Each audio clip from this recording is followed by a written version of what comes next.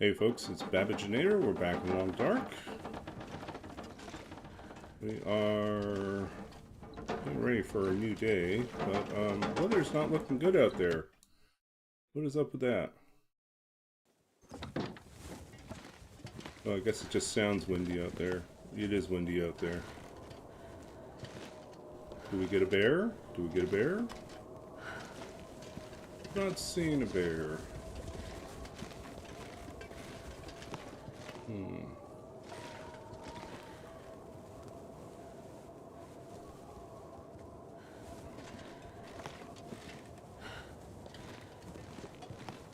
What do we have here?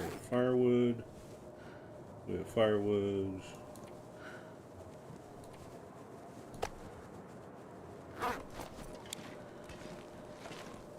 Guess we can make more water. Do we need to? Not really.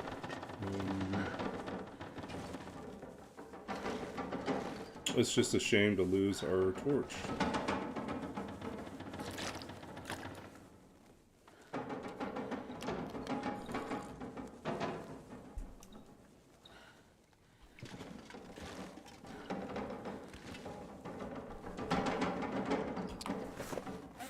See if there's anything else we need to repair. Not really.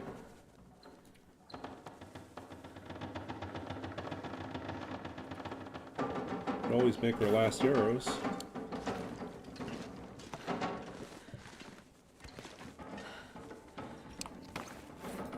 Matches down to 2. I'm hoping we'll find matches in Keeper's Pass.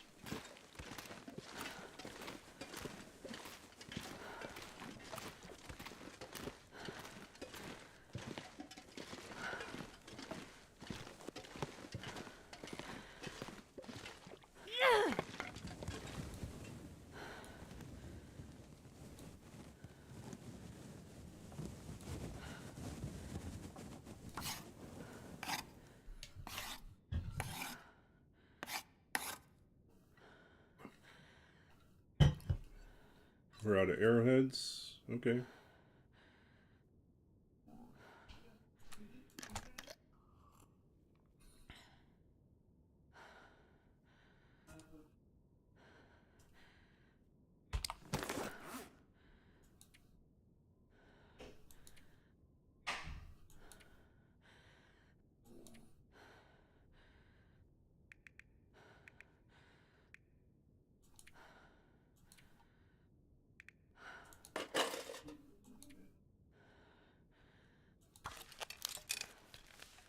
Hey, Foxy Shadow.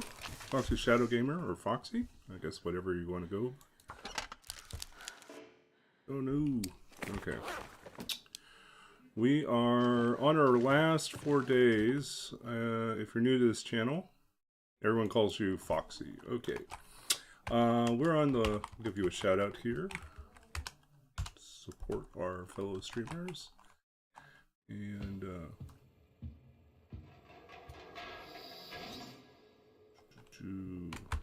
just a little bit about the challenge we're doing.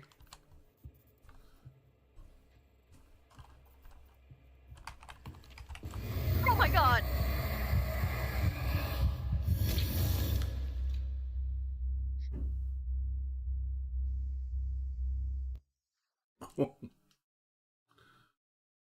Can't be good. Holy shit.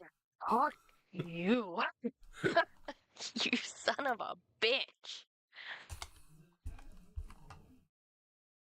I didn't expect him to be there. I expected him to be at the end of the hallway, not right there. Fuck.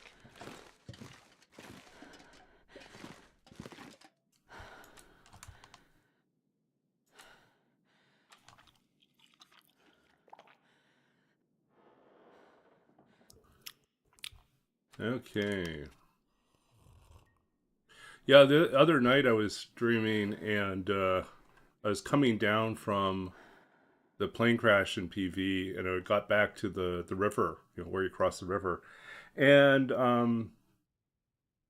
I was moving along and just before I crested a hill, I threw a torch down and turned, and there was a wolf right there, and the wolf was spooked by me throwing the torch down, though I didn't even know the torch was the wolf was there.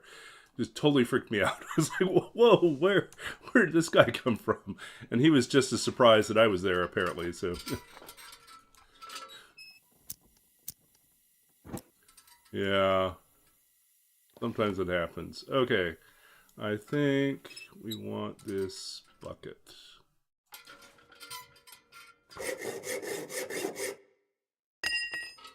We've been working our poor toolbox to Barely death. walk with this much gear. I'm gonna fix that. Alright. It's doable now. So yeah, so we're currently 281, almost 282 days into this run. We are getting ready to leave and go to Keeper's Pass. And when we arrive in Keeper's Pass, we'll roll a 10-sided die, and it'll tell us how many days we stay in Keeper's Pass, north and south. And then, once we leave Keeper's Pass, at the end of that time, we will go into Blackrock, and we'll roll a 20-sided die, and it'll tell us how long we stay in Blackrock. I am really hoping for a 1 or 2. It would be nice to finish this challenge on an easy note, but that never happens for me. I always get screwed in the end.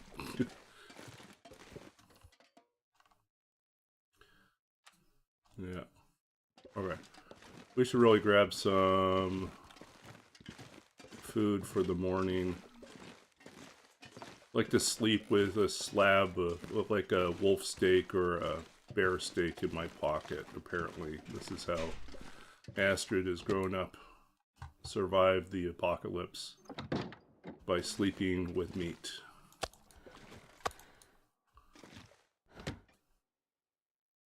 I'm not going to be able to carry this load for much longer.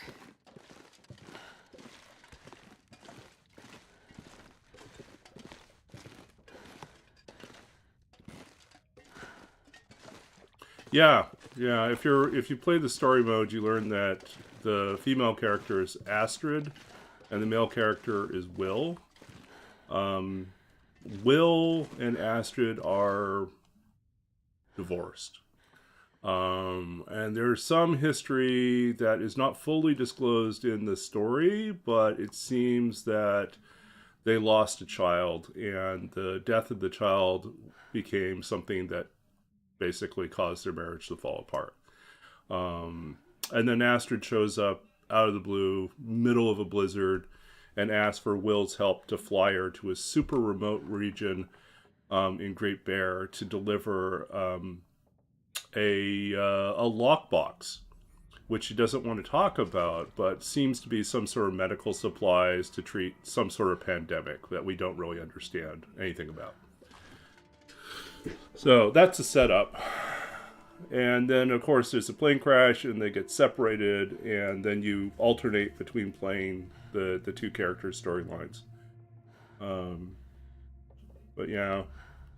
It's interesting, like, once you play through the story, you realize, like, they're very different personalities. A lot of people gravitate towards playing Astrid, the female character, because of the voice actor and how the lines are delivered. And a lot of why we seem to like Astrid, I suspect, is because in the story, she's driven to keep moving forward despite her history, despite past trauma, despite everything else. She moves forward. She's always moving forward. Will, on the other hand, is stuck in the past. He's self-medicating with alcohol. He's hiding away in the furthest remote region he can find. And he's just hanging on to bits and pieces of the past, and he can't quite let go. And so Will's character and the lines that are delivered in the game always sound like he's a little whiny and a little bit like slow to act. Like he's just dragging things out. And so I find I just prefer listening to Astrid struggle through because she's always looking forward as opposed to looking back. Well, how can you even tell? I mean, or is there just like an inherent connection, right? And just say, yeah. But for me, I think a lot of it is like I do like the voice acting better on Astrid. I do like just the outlook, the more focused, positive outlook, even when things are overwhelming. So, let's see here.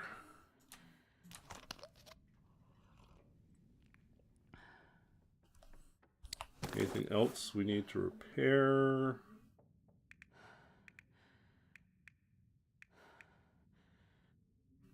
I think we're good.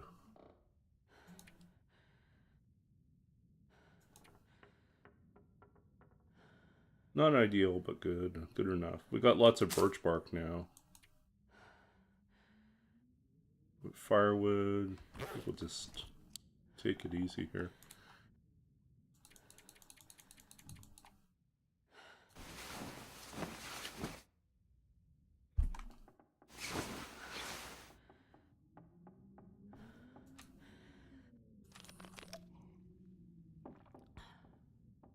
So is that fatalism or determinism? It was just like...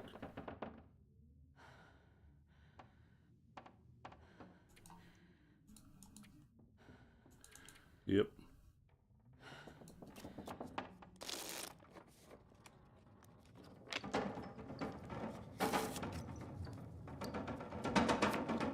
I do find it funny, like, it's interesting the choice to really not have either character visible at all, like in the survival mode, other than looking at, you know, their like kind of ragdoll here for you know, getting them dressed. But there's no like cutscenes or anything that shows them in full figure, so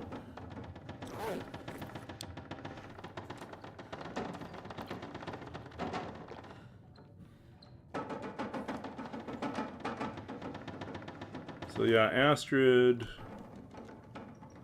really is a character constructed out of voice in survival. You just don't really think about it any other way. At least I don't.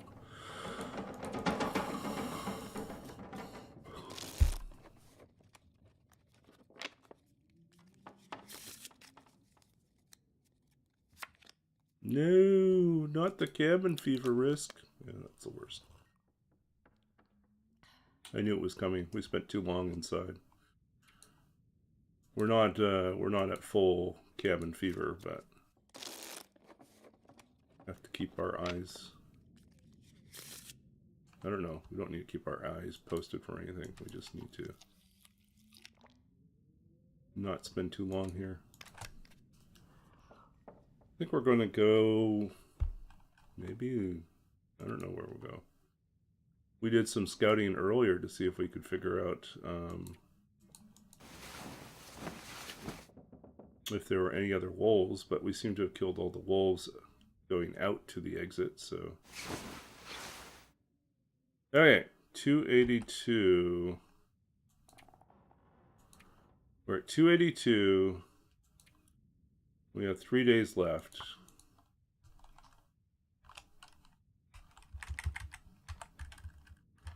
And yeah, for this challenge, all we have left is Keeper's Pass and Blackrock. So, makes us feel like we could do this, even though we've lost quite a few runs on the last step in Blackrock. So.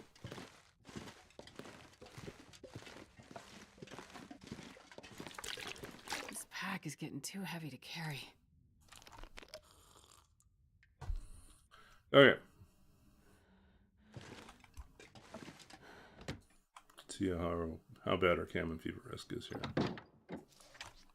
Ooh, 50%.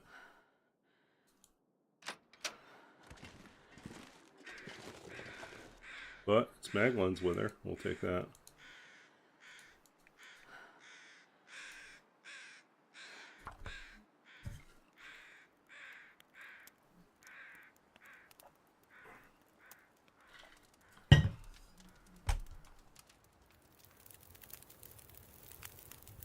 Perfect.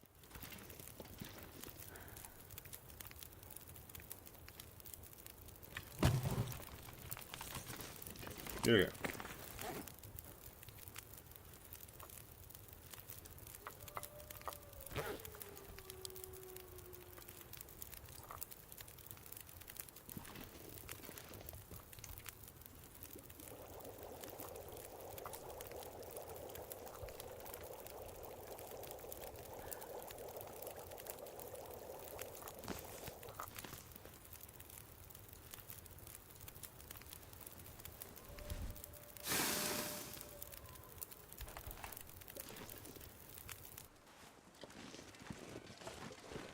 Three days left. What are we doing for 3 days? Barely walk with this much gear.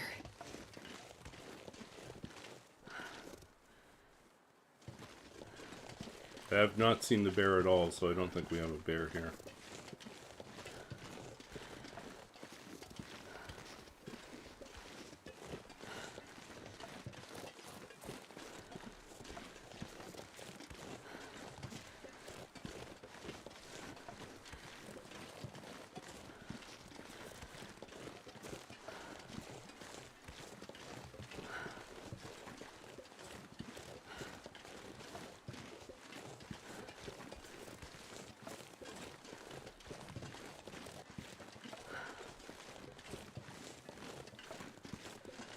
I think we'll just head out here, see if there's any cattails we missed.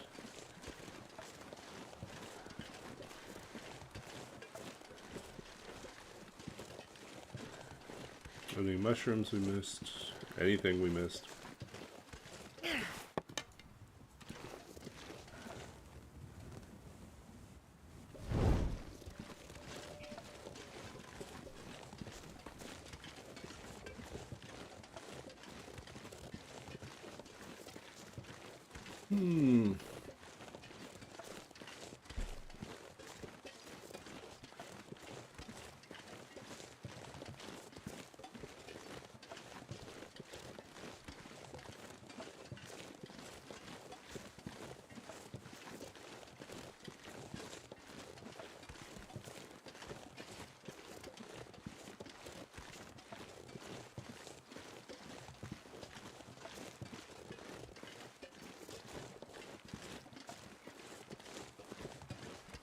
Oh, did you, was it you we were talking about the travois? Building the travois? I have one, I can show you what it looks like.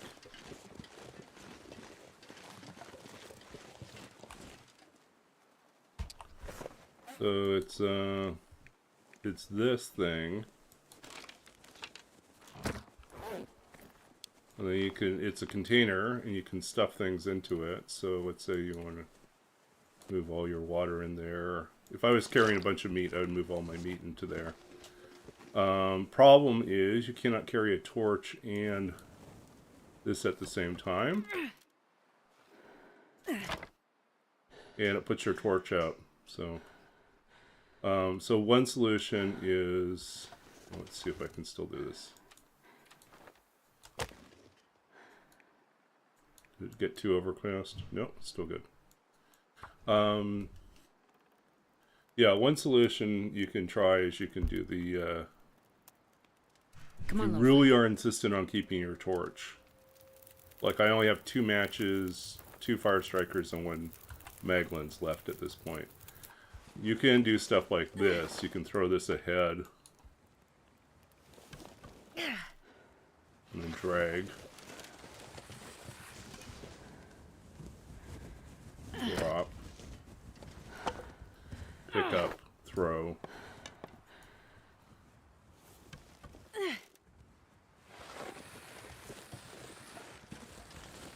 But it's not really that efficient to do it this way. But anyways.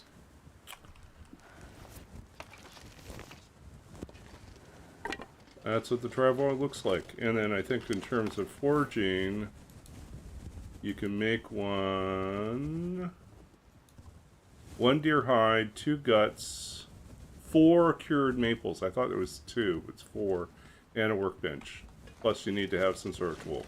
So It's a bit of work to get it, but once you get it, you know, it's really handy for moving like bear or moose around. Oh, look. Got a buddy over here.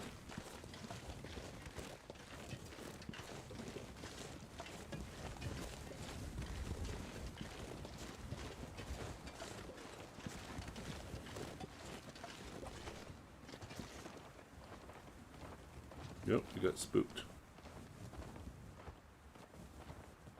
Where are you going?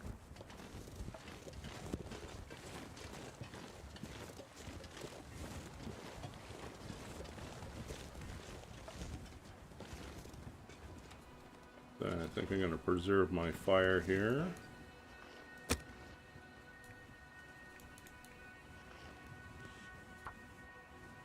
Then go hunt down that deer. Well, the deer's going to make it Come on, easy. little fire. Come Deer's going to show up over here.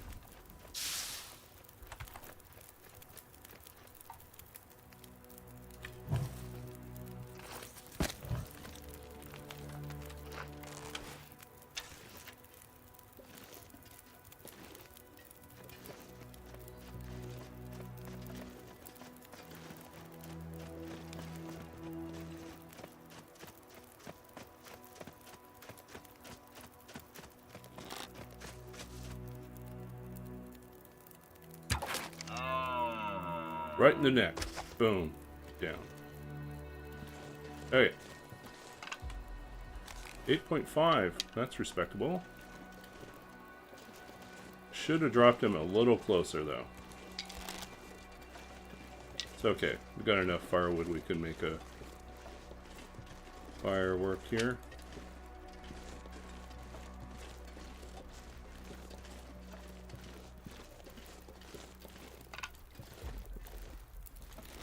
I'm not going to be able to carry this load for much longer.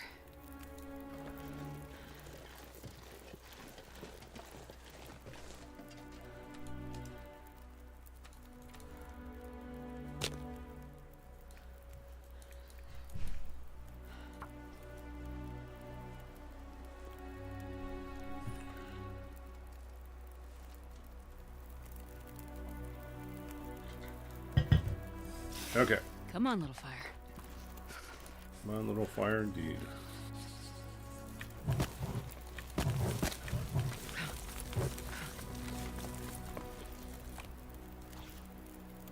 Okay, we're warm. Good enough. We have no whetstones left, so we are using our hacksaw whenever we can. Even if it takes a little bit longer, it's easier to repair a hacksaw than it is otherwise. Hey, Long While. Welcome in. We're on our final 3 days in Pleasant Valley, and then it's off to Keeper's Pass, and we're on the home stretch.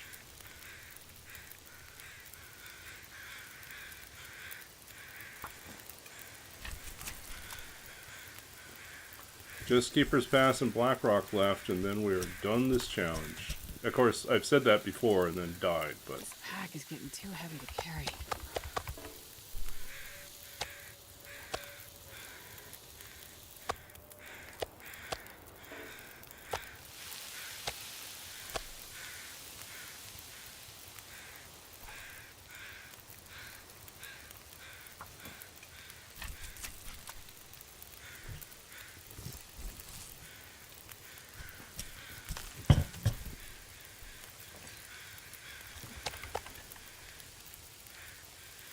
Do we have anyone else following us around?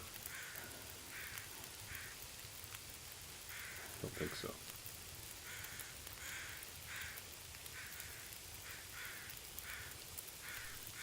Just chilling, downloading Project Zomboid. I think my oldest nephew plays Project Zomboid. Plays a lot of tactical games. And zombie games.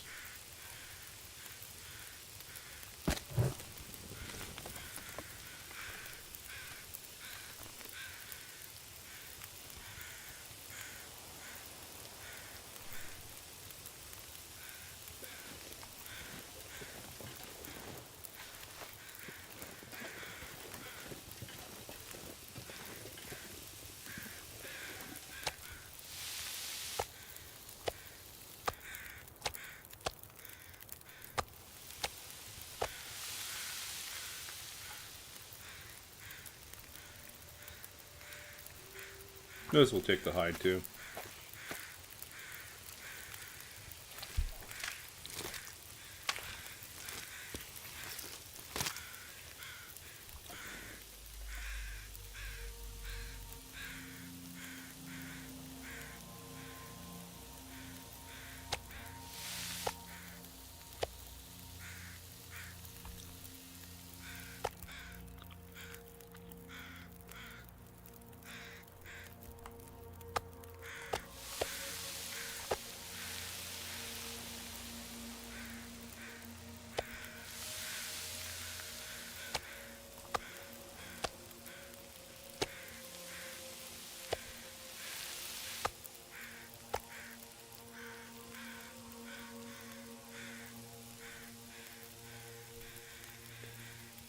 Let's see. Your first attempt streaming on your laptop instead of console.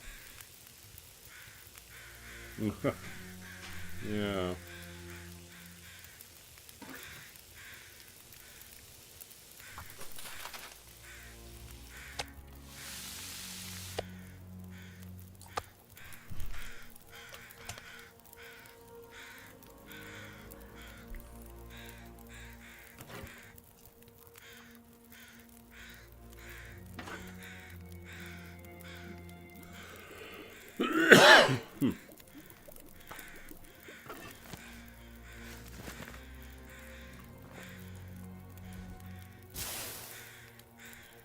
Yep, I'm grateful for the machine I have, which I pretty much was able to buy a few years ago when I was fortunate enough to be the writer in residence at local public library, and they paid me a good chunk of money to do that. Not like retirement money, but like a nice, stable, respectable amount of money for 10 months. And since I didn't have that many expenses at that particular point in time, I redirected you know, my first paycheck towards replacing my gaming rig with a nice one. And that was my big splurge. But I'm unlikely to do any upgrades for a while. It's just not, as a university student again, it's not in the budget to do anything big like that. I did do a big editing project, I think last month, and back in January, and I used the money from the editing project to replace my, it's over 10 years old, probably like 12-year-old laptop, and I was like, yeah, this thing is definitely on its final legs. So, and the new laptop is probably good enough to play The Long Dark, but I don't think I would stream on it.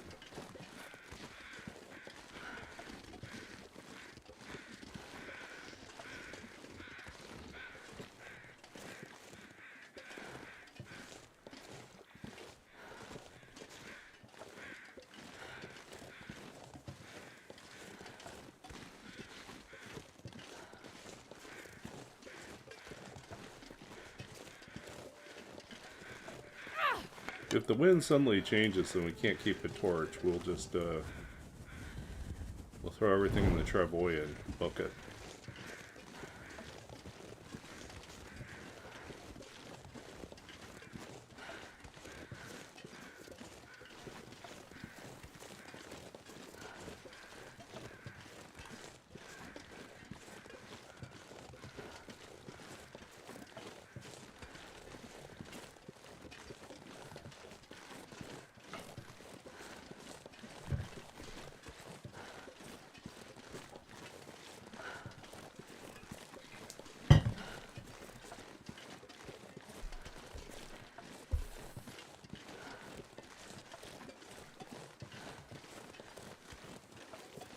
Yeah, I mean, if you're running a business where the you know, you're reliant on having a certain amount of like fluid capital to be able to do things, then That's where the money has to go, right?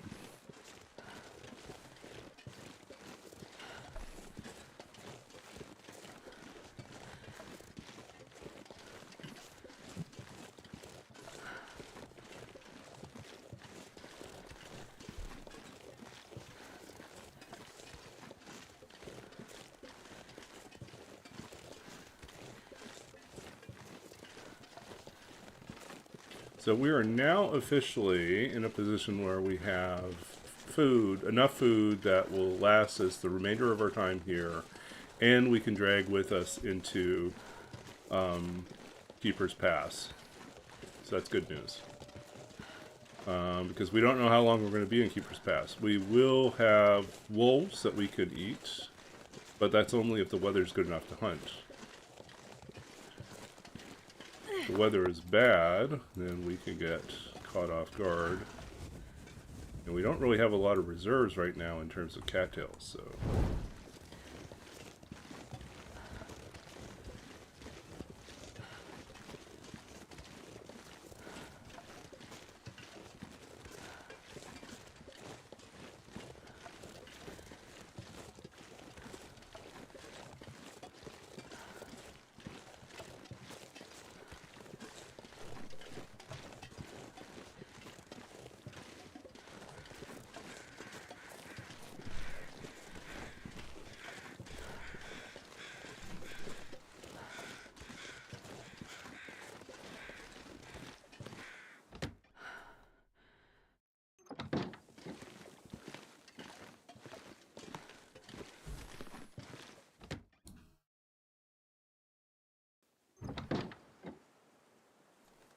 Oh, who left the front door open? Sloppy.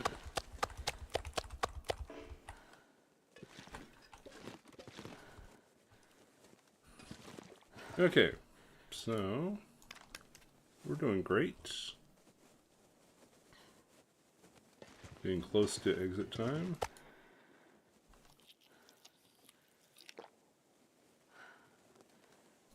I'm not going to be able to carry this load for much longer.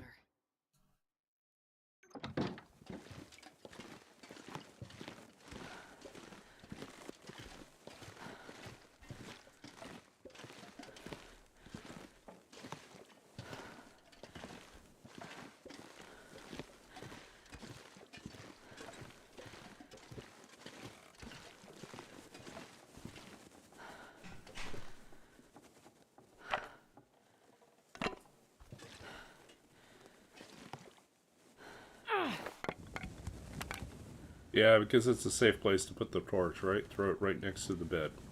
Good job, Astrid.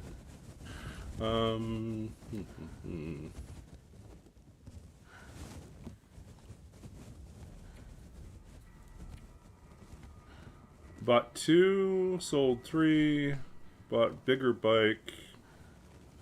About to sell your other bike.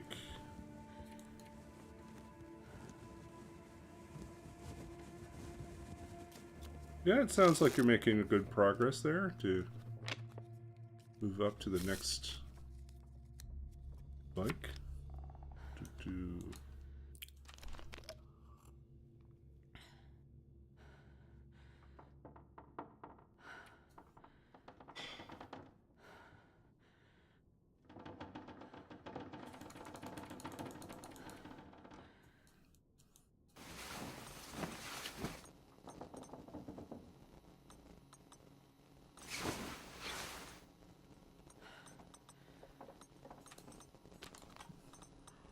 So is this mostly for fun, or do you do this as kind of a side business to also earn a little cash?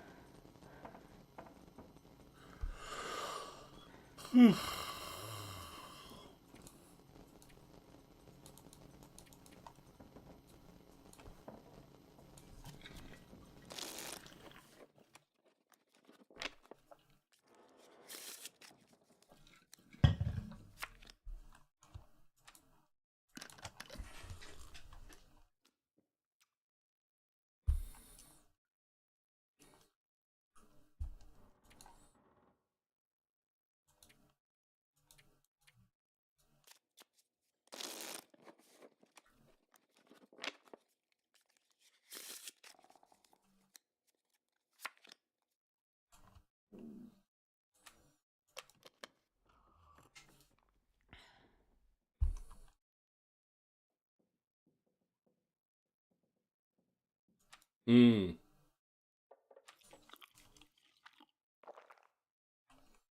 That's smart.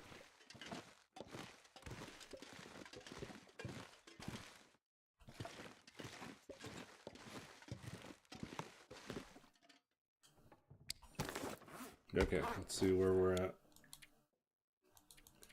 Day 283. 2 days left.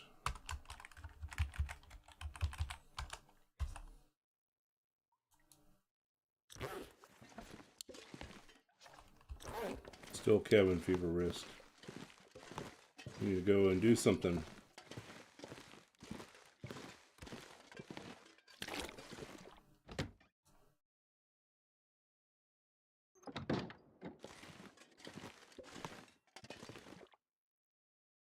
This pack is getting too heavy to carry.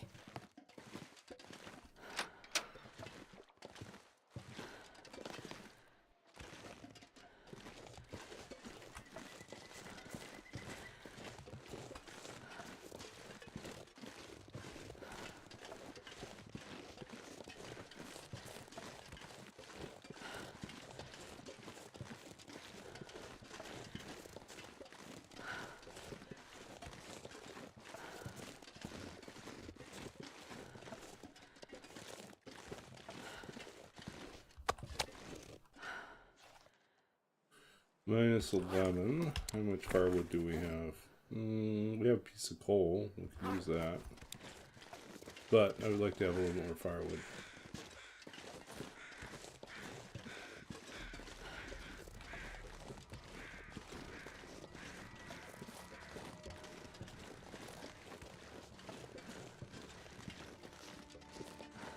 Hey, Rootbeard. Good to see you.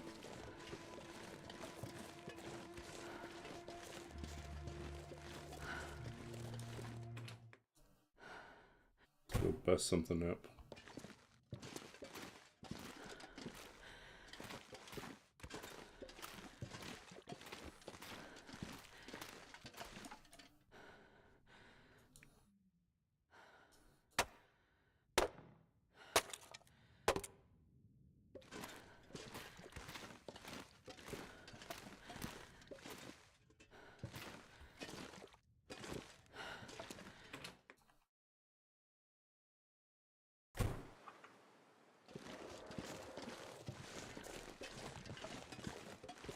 After PV, it's Keeper's Pass and Blackrock, our last two spots.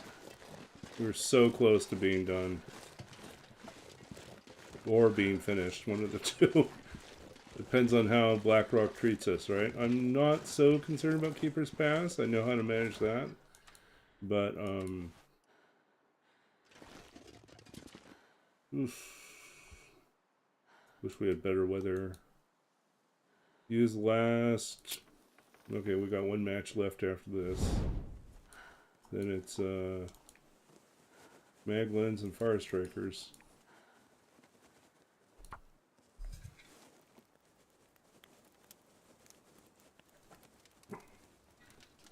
Yeah, it really depends on what we roll. If we roll short in Keeper's Pass and short in Blackrock, we could be wrapped up by the end of the week. On the other hand, we could get really unlucky. Spend 10 and 20. That would basically not be fun. Here, we'll give a shout out to Long Mile. Two.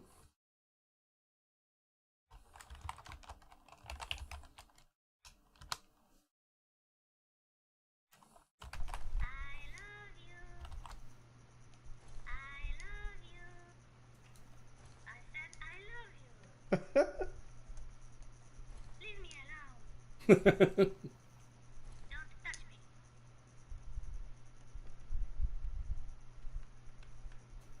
Pink bear whose nose you're pinching a bit. Stop it. You are Oh!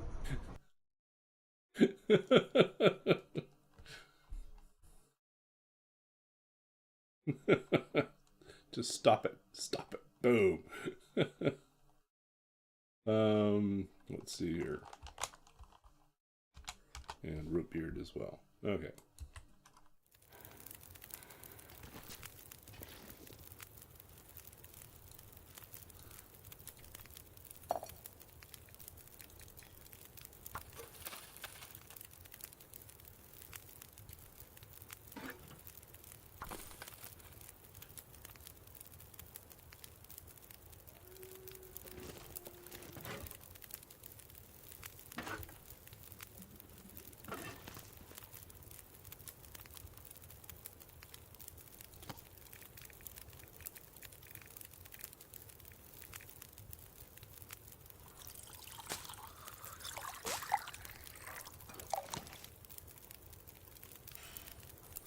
Hmm.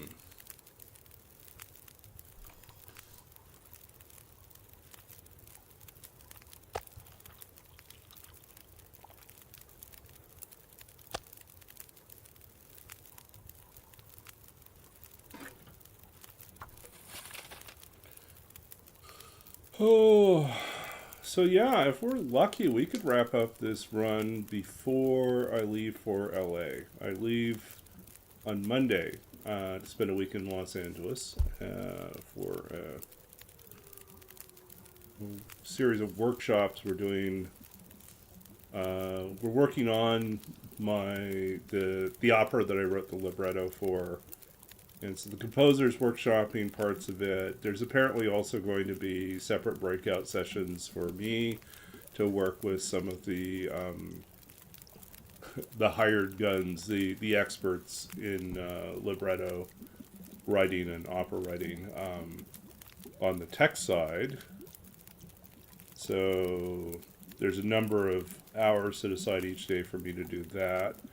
Which I think is going to be interesting since this is a very non-typical opera and there's actually not a lot of text, so I'm not certain what to expect. I think my biggest questions will really be about like how to, given the unusual nature of the opera, in terms of its choice to be minimal in a lot of the text used, and how much of the storytelling relies on things that aren't necessarily sung song, but instead are movement or lighting related, or require some other elements like interaction between sound design, like the digital sound design with the performed sound, from the orchestra,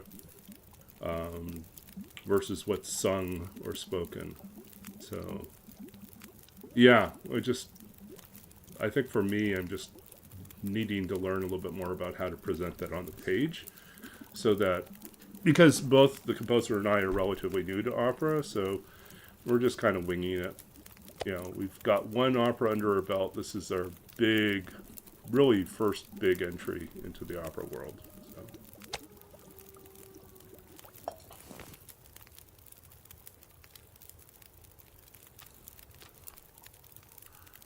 Foggy out there. Ugh, I'm still at 50%.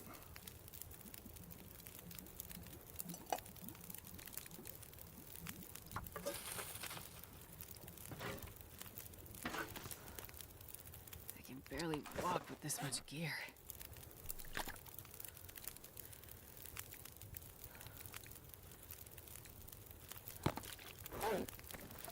Oh, we forgot to drop the hide, didn't we?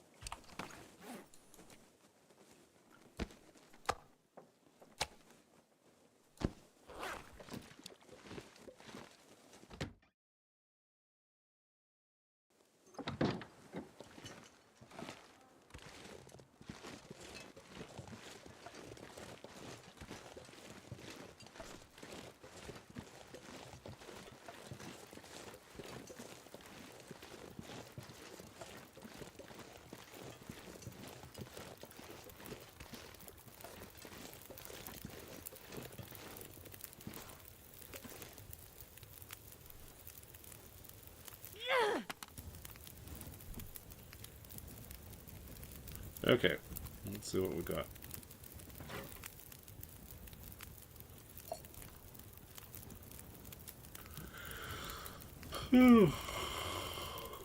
Still 51% is not going down, is it?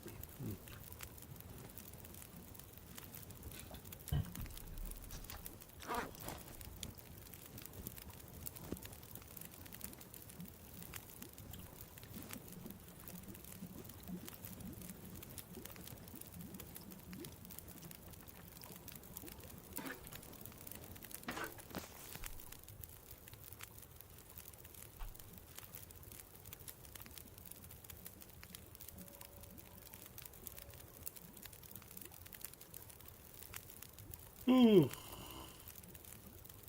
Ooh.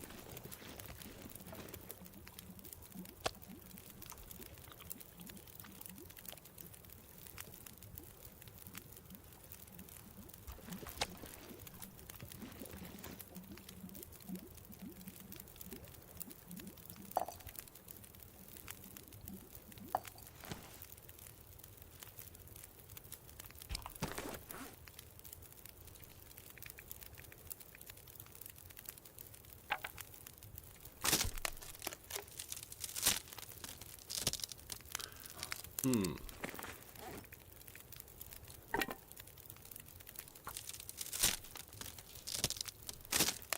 Yeah.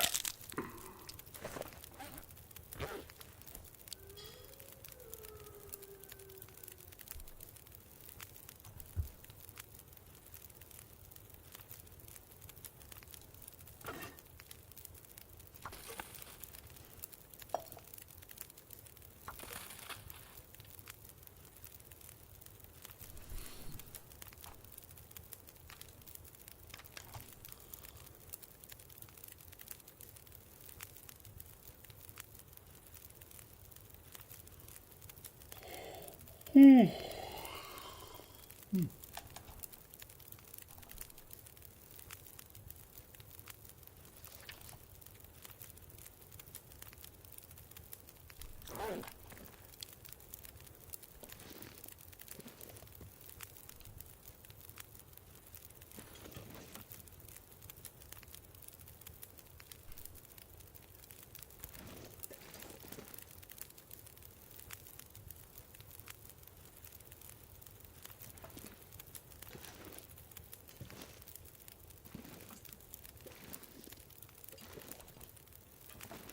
Sounds like something out there.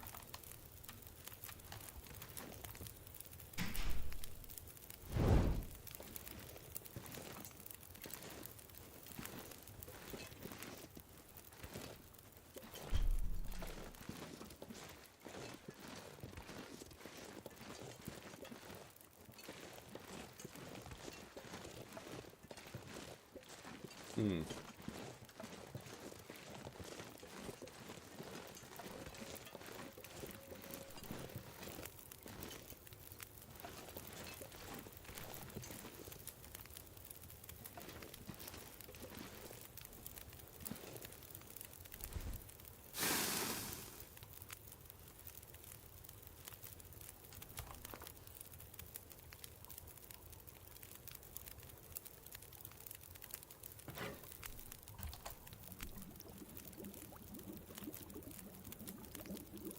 I'm not gonna be able to carry this load for much longer.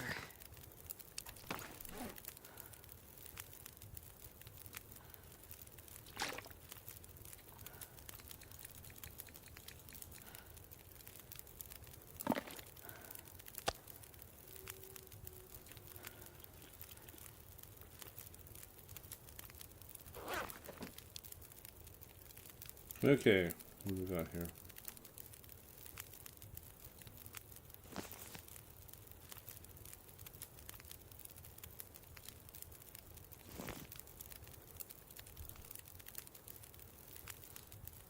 Hmm.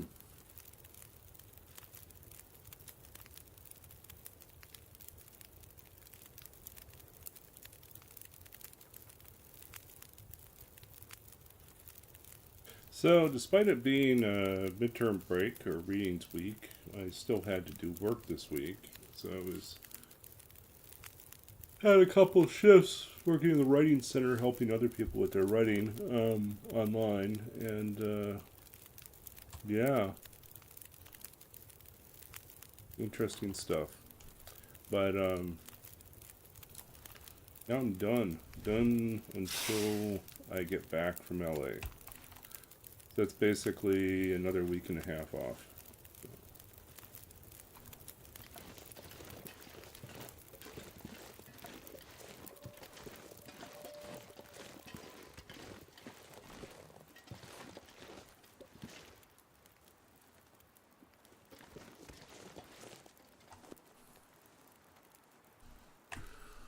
Whew.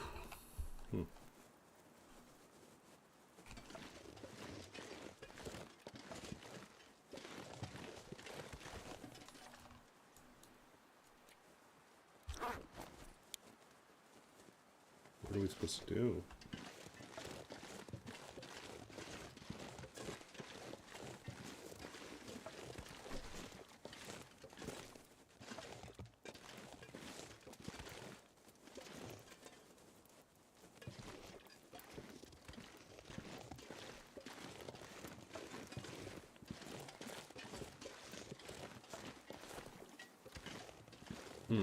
Okay.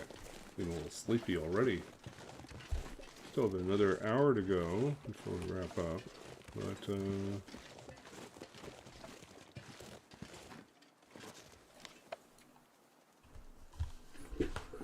where are we going to stay?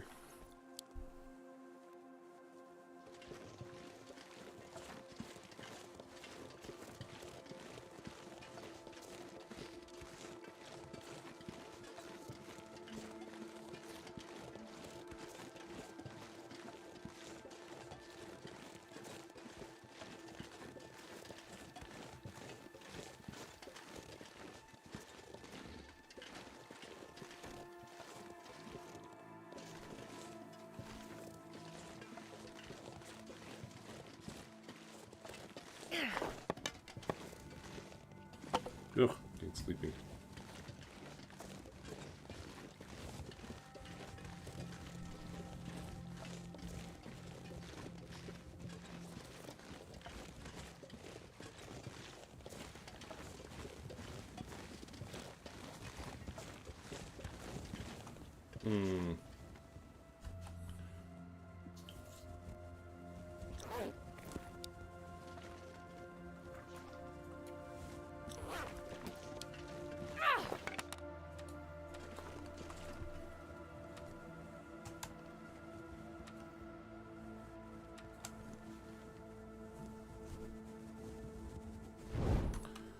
Okay.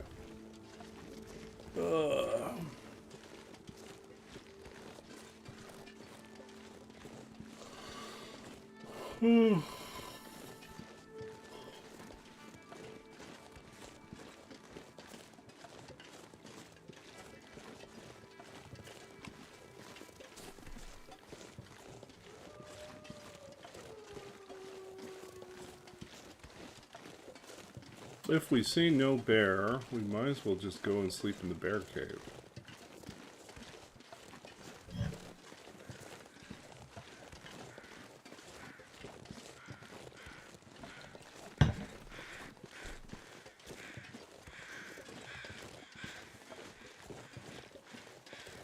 I think the bear cave's deep enough to sleep in.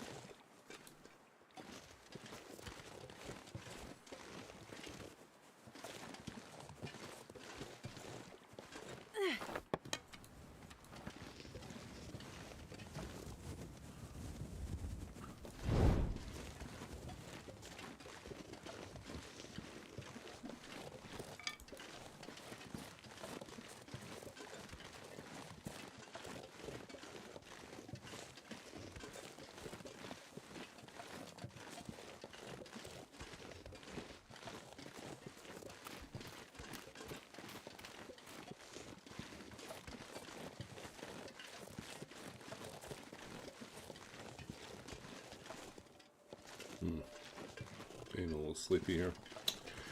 Okay. Focus, focus, focus.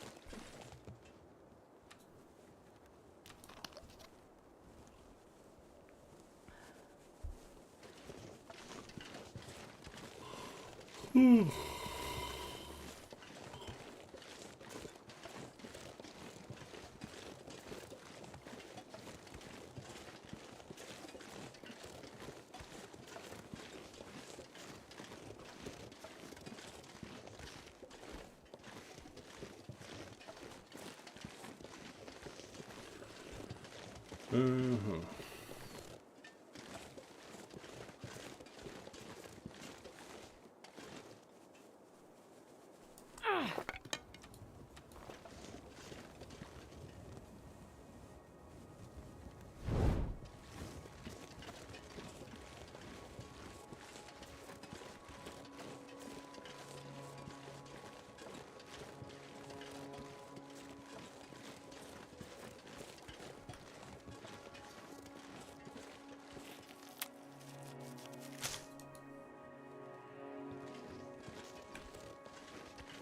Not seeing any bones, so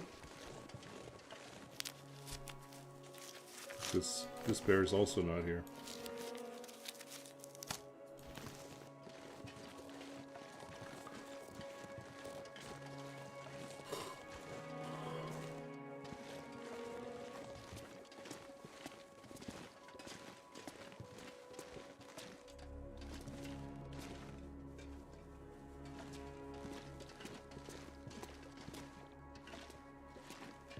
Yep, no bones.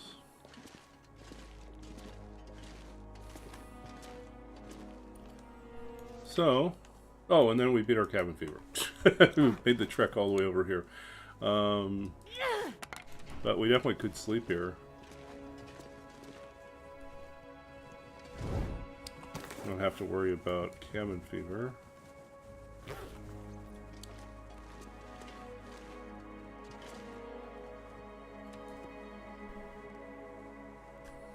Do need meat though.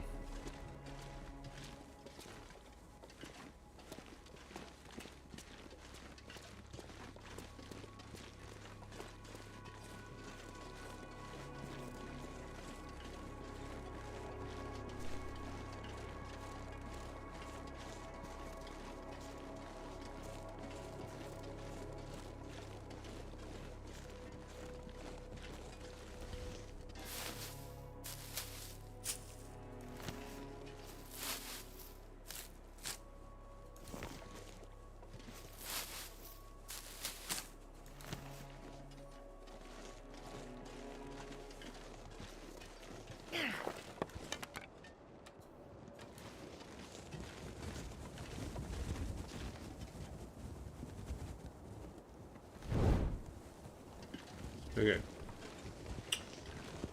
Sleepy, sleepy.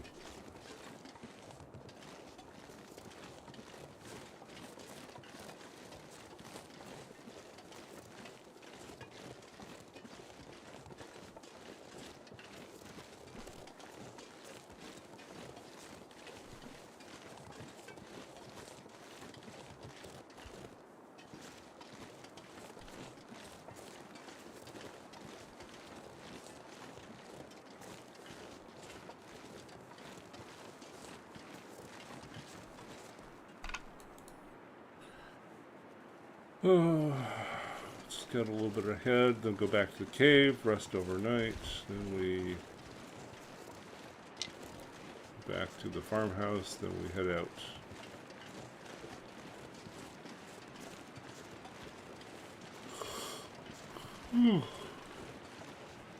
Oh, look.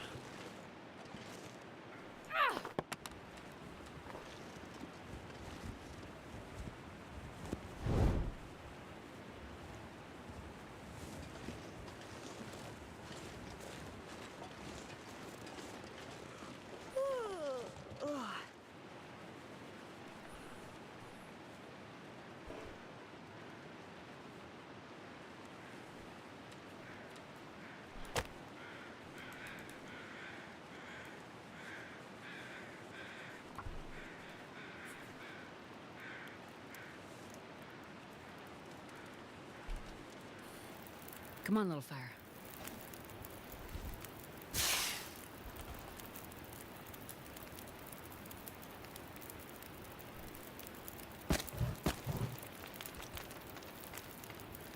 Okay, I got an hour here. I got bunnies ready to go.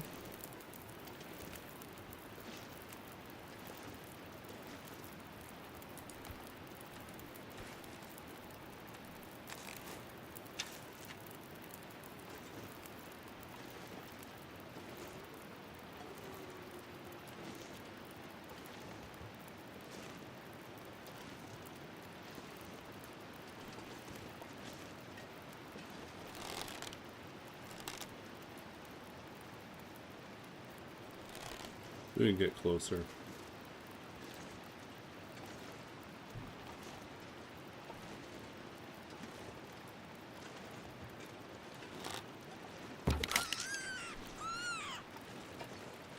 One.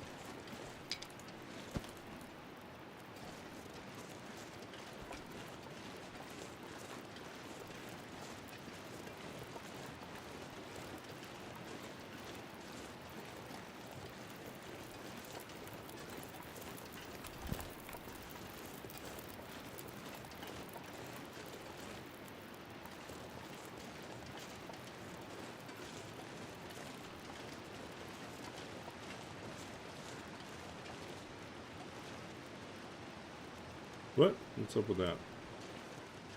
Oh, I forgot to crouch. That's why.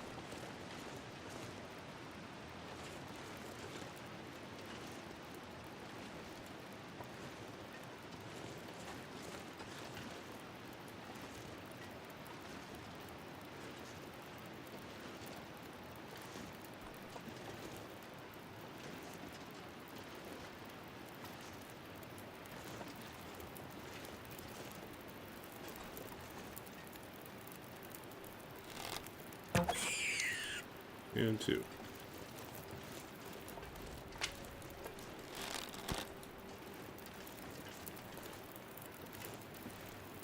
This pack is getting too heavy to carry.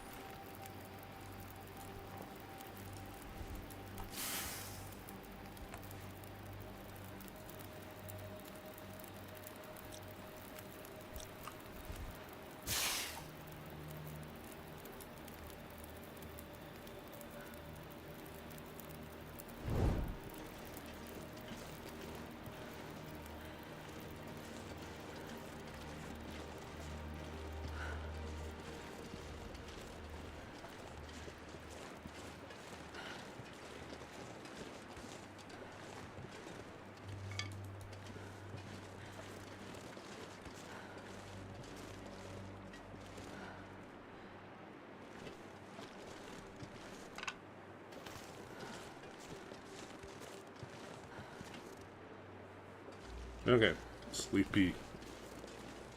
This is not good. I think it's because I had an early morning meeting. It wasn't super early. I just felt like I had to get up early. So really, it's not the meeting's fault. It's my fault. It's my fault that I got up extra early when I could have slept in for another hour. Then it's also my fault for not taking a nap in the afternoon when I had a little break.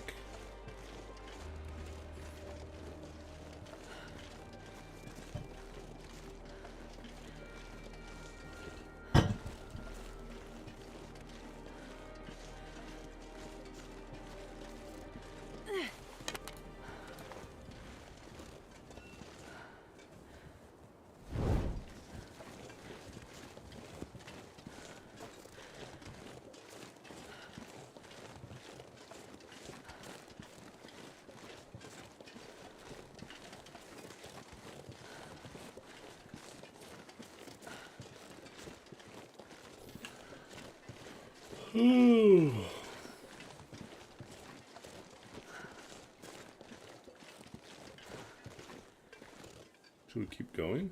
We could keep going.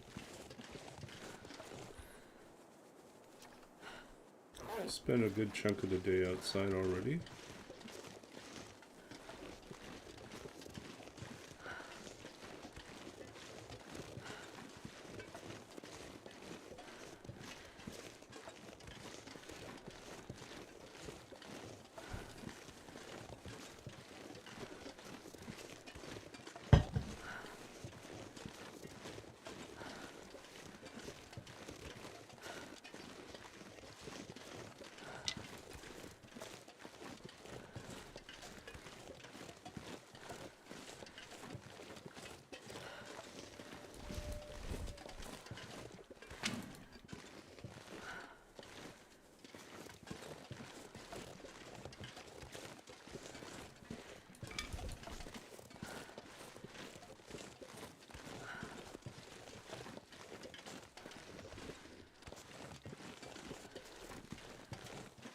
Ugh, keep getting sleepy.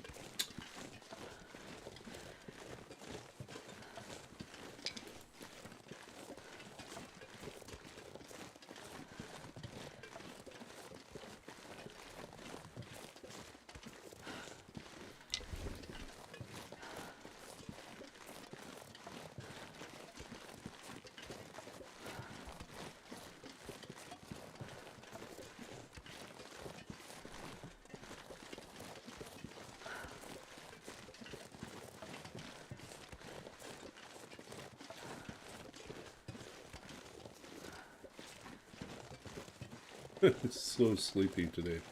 Oh, this is bad. Okay, let's focus. Focus, focus, focus. No more nodding off.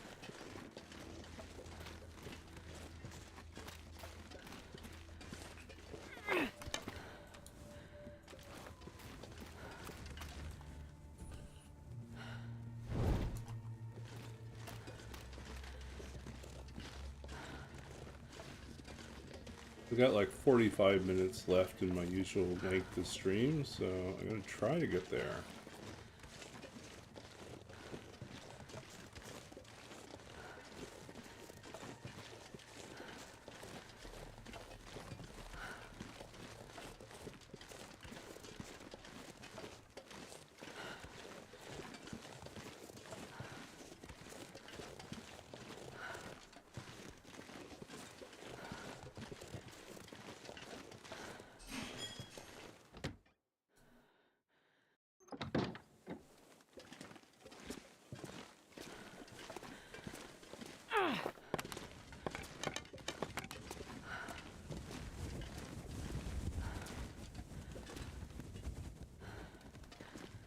No, not falling asleep.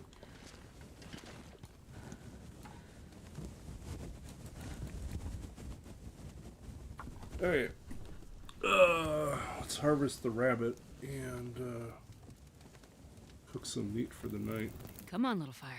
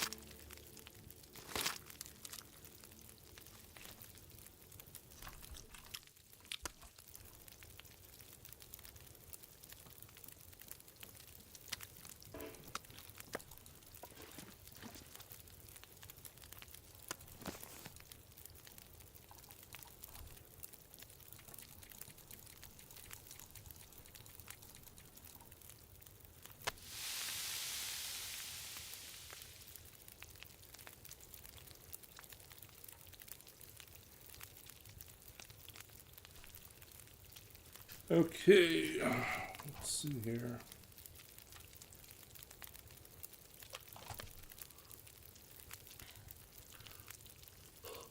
Ooh.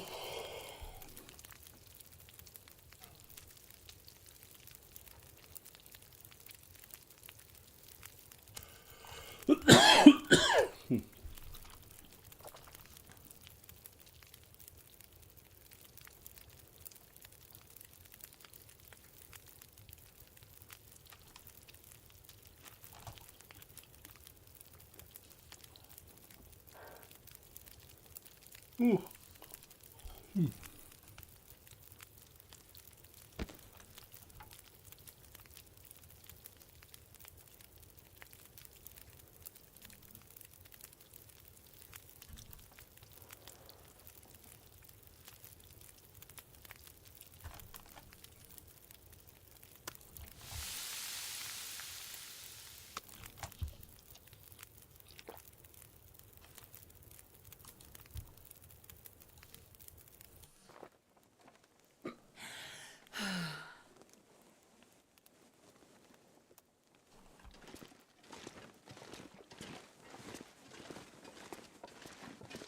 Mm.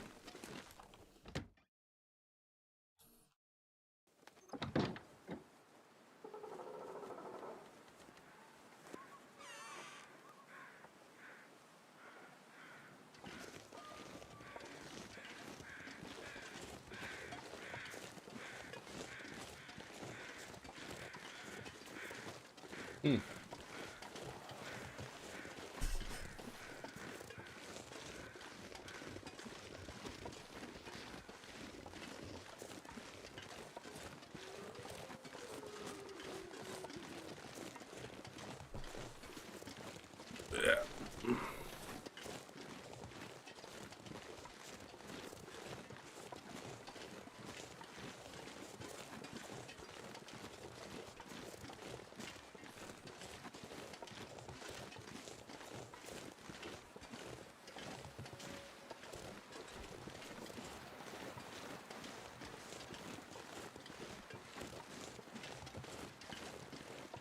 We are so close to the end of our time here.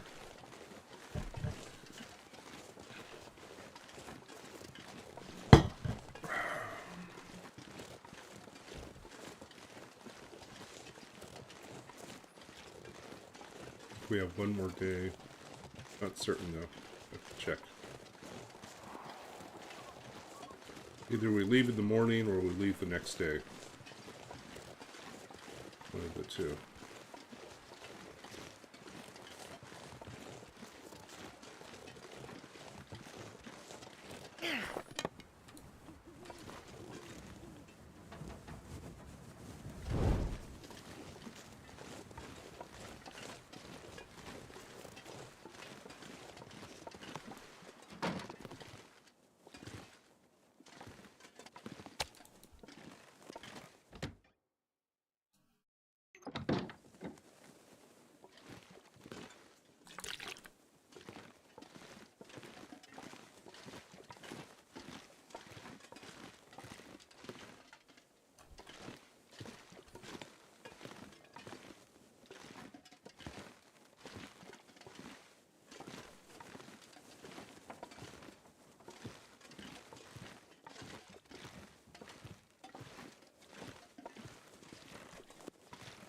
Okay, here we go.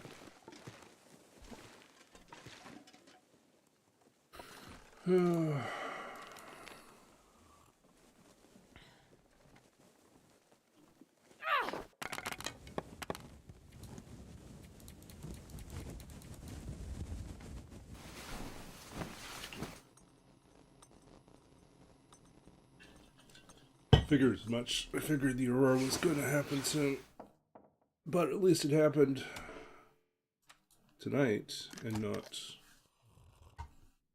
sometime when we're traveling between regions.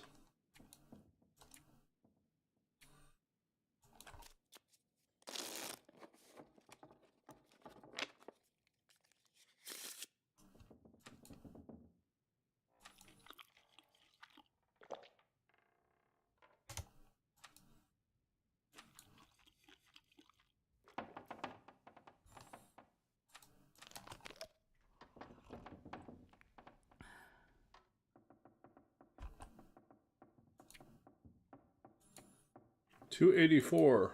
We leave on 285. 1 day left. I think I'm going to take a short bio break and stretch my legs as well. So I don't fall asleep while we're walking out of the region, right? That's the thing that I want to avoid.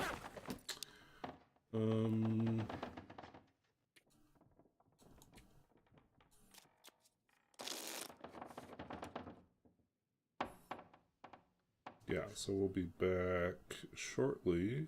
Let's see which one do we want. I want this one here. Okay, we'll be back in a couple minutes.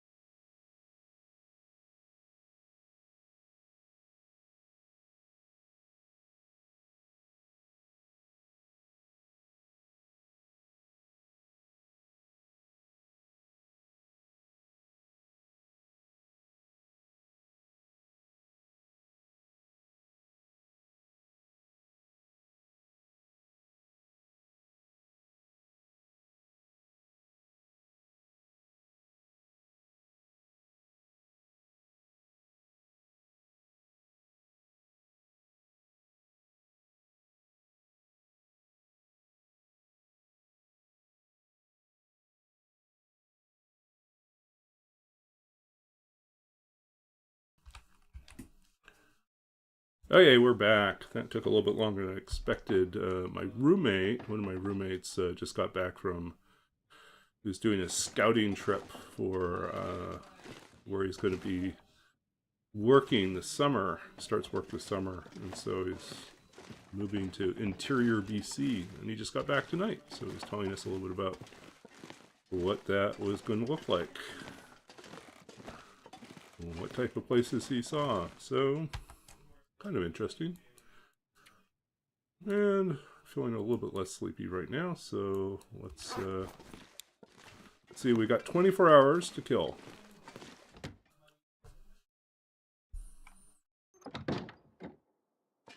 Yeah, I tried not to. I didn't fall asleep.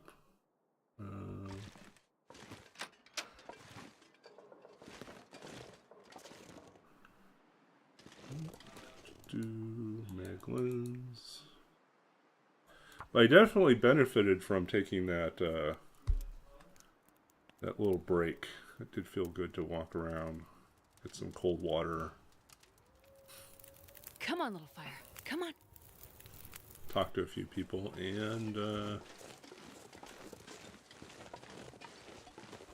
get my brain on. The wolves are back.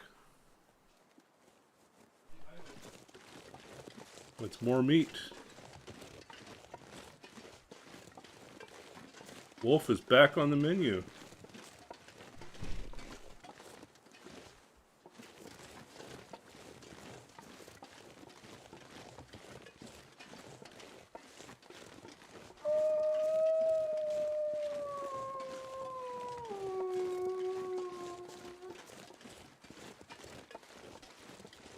Come on, buddy. You want to go and charge us, don't you?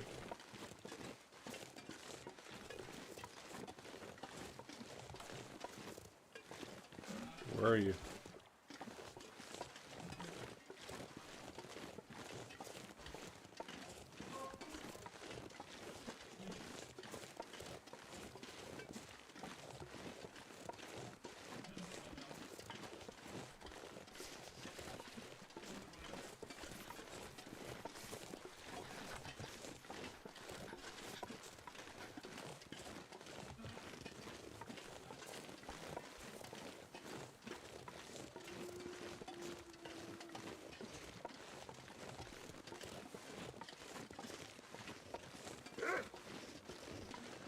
Okay.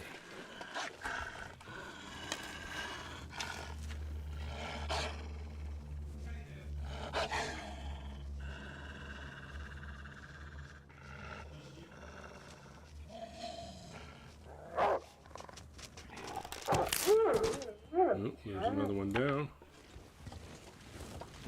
Broke my arrow though. Luckily we still have time to repair arrows, so that's good.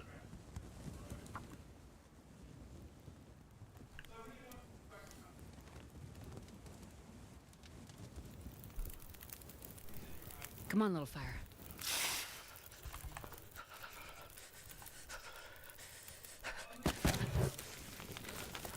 I think we have to use a coal. It's just a little bit too cold right now.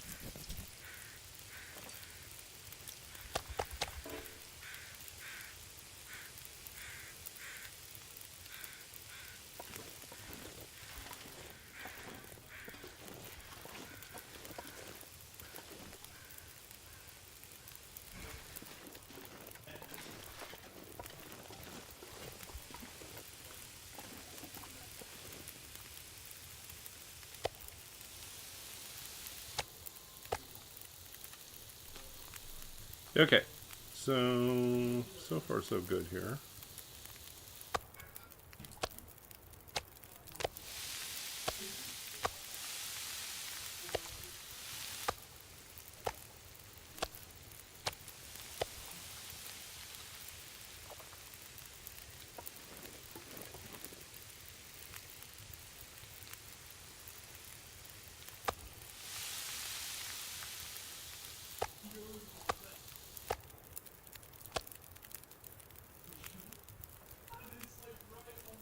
Nope, we don't have enough sticks.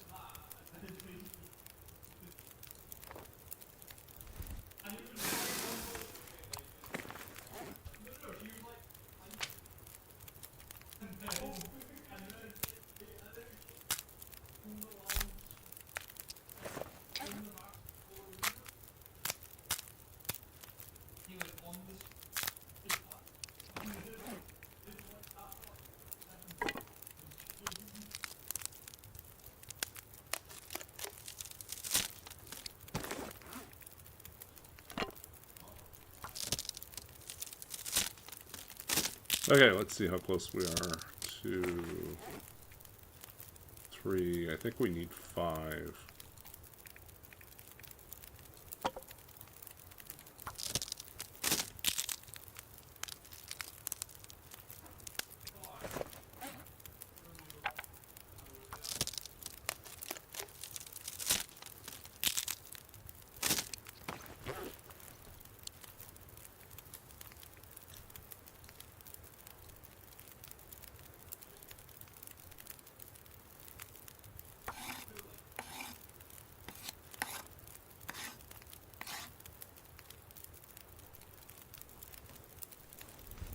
Okay, the weather's turning.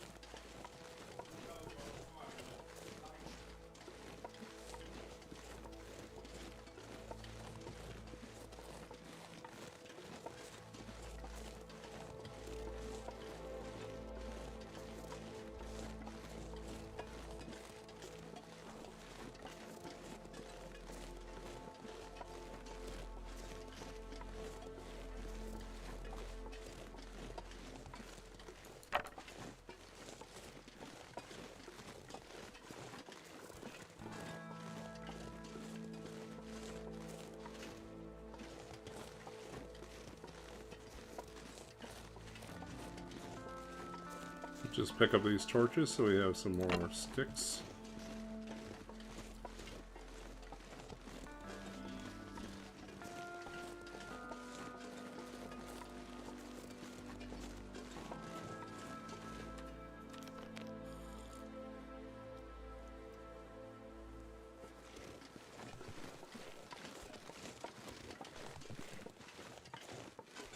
I can barely walk with this much gear.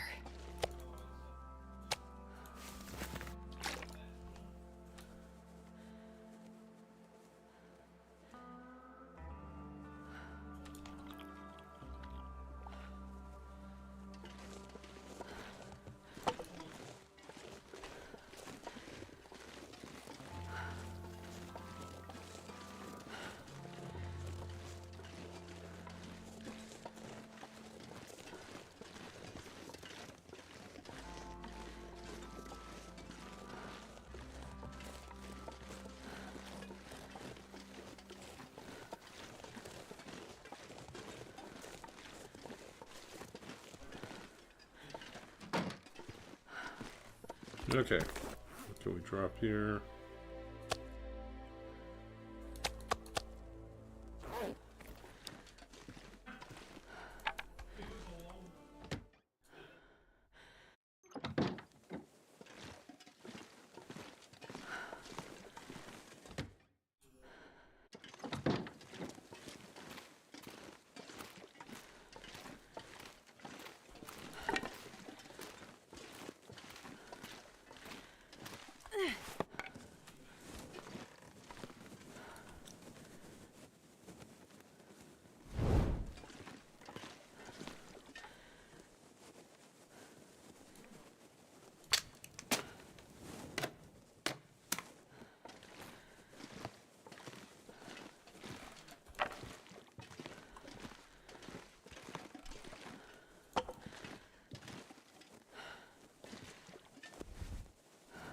Okay.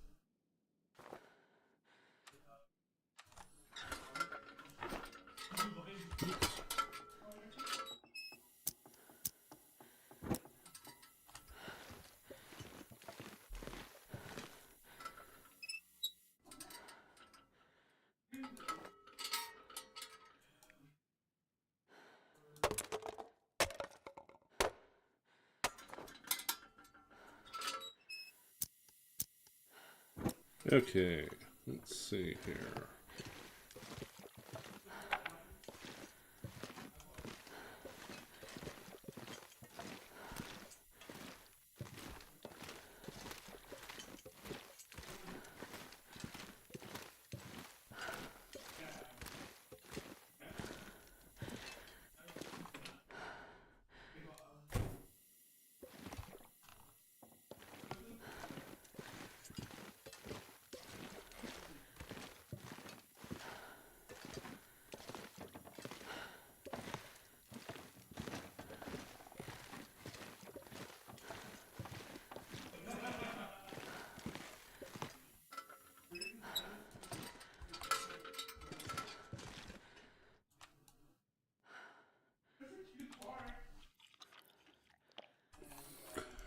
Oh.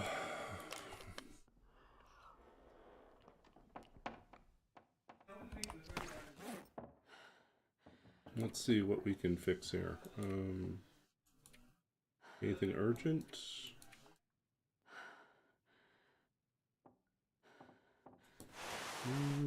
Let's fix this one.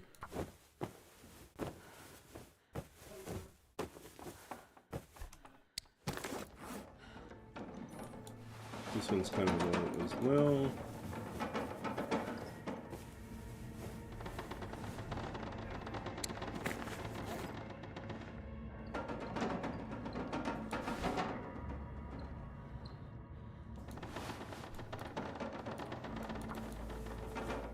Might as well get as much repaired up before we head out. So we got cloth here. We'll take advantage of it.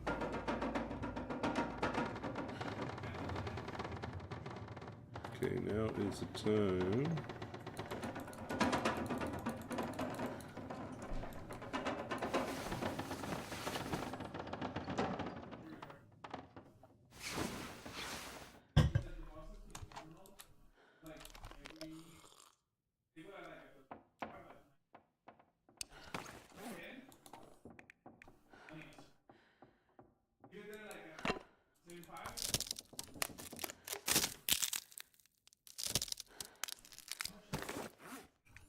Okay, we're coming down on the... In the morning, it will be time to leave. And I think we're going to try. We're going to try to go into Blackrock. Not Blackrock, into Keeper's Pass. It's pretty straightforward. We've already killed all the predators along the way. Should be a fairly simple trip. And then we get into Keeper's Pass, and then we have to navigate with, you know, deal with the wolves as they show up. But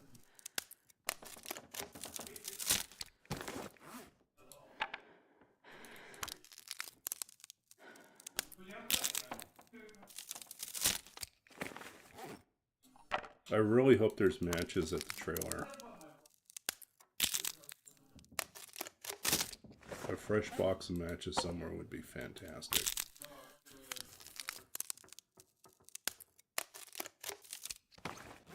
But as it is, we should be fine. We should be able to survive In most scenarios, we should be fine getting through Keeper's Pass. Blackrock always is a wild card. So.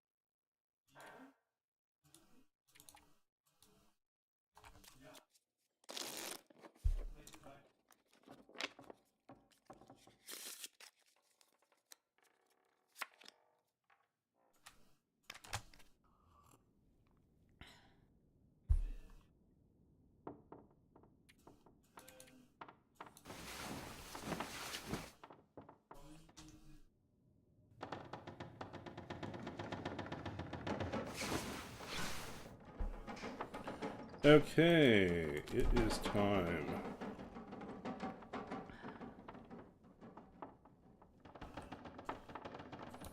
We are officially 285. It is time to depart. I guess we'll do it.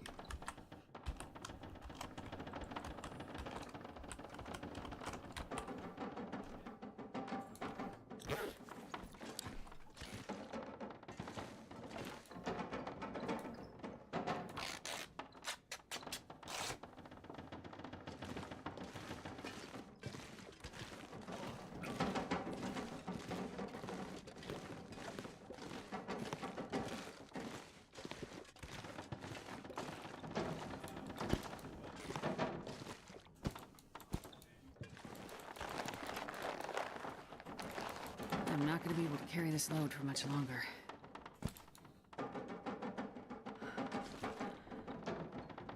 Okay, let's do this here.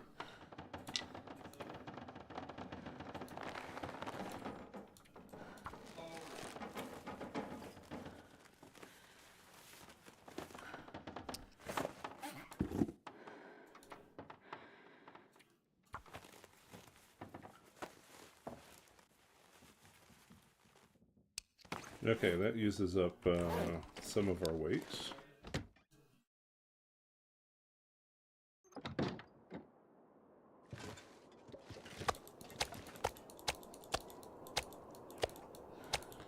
Not a fan of the storm.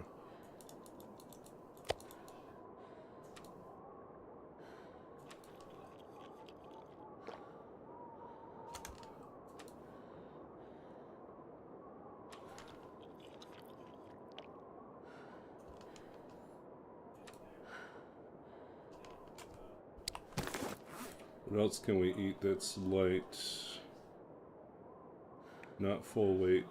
Everything's full weight. Okay.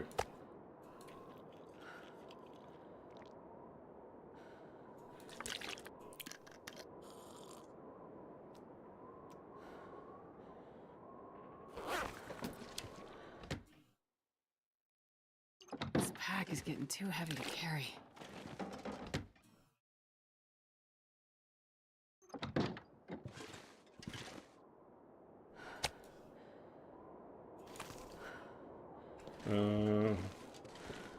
We need to make more torches and warm up our teas.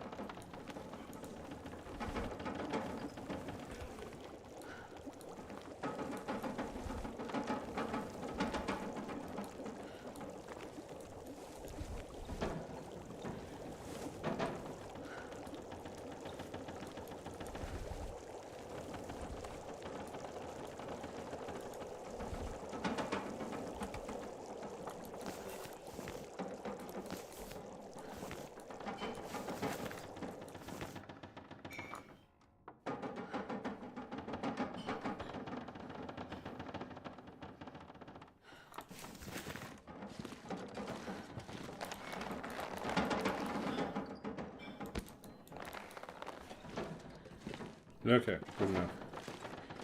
We're super heavy, but we're gonna drag everything.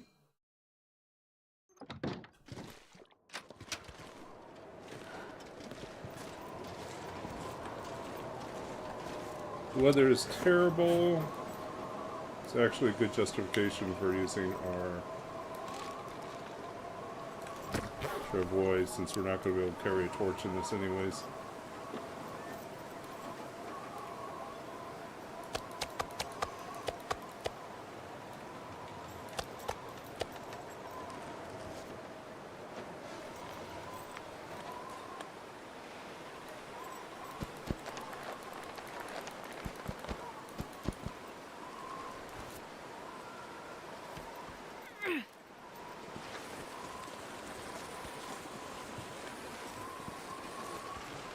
Okay, heading out. Time to see what Keeper's Pass holds for us. So far, no wolves.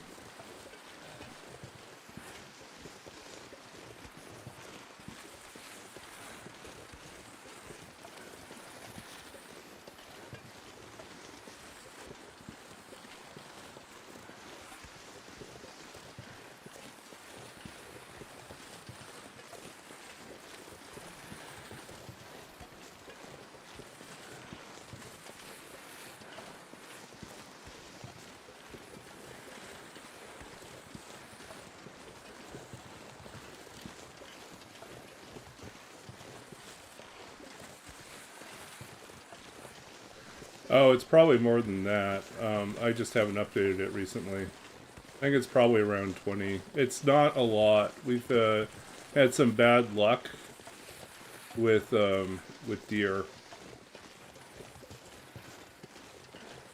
Like weather being bad and then you can't really hunt. Or the stay is very short and I can't afford to shoot an arrow and lose the deer when my archery was an archery 5, so a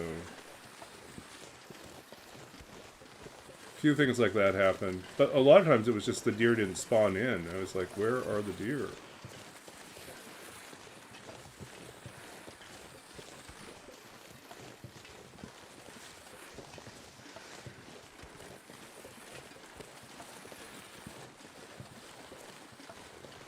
Yeah, I know. It's just... Honestly, it's one of the disappointments. I've had to rely so much on... I think some of it is that once you get to cooking 5, wolves are a much more reliable food source than deer. Because they respawn quickly. They always run towards you. Or most of the time they run towards you.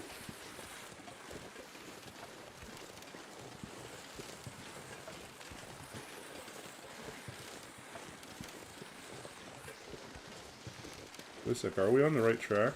Did we miss a turn? Uh-oh. Did we mess up?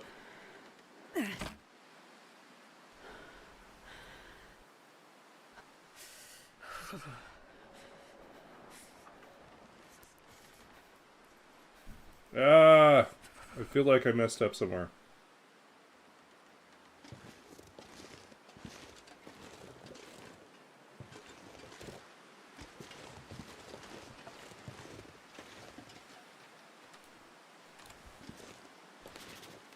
Where did we put ourselves?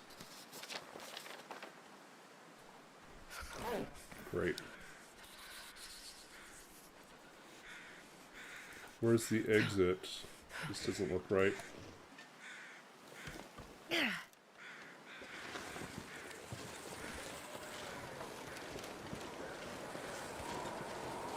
Oh no.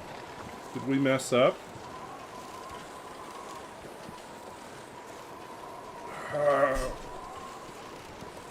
I was positive we were in the right spot. Okay, I'm gonna have to look this up because this is bothering me that I somehow got the wrong turn.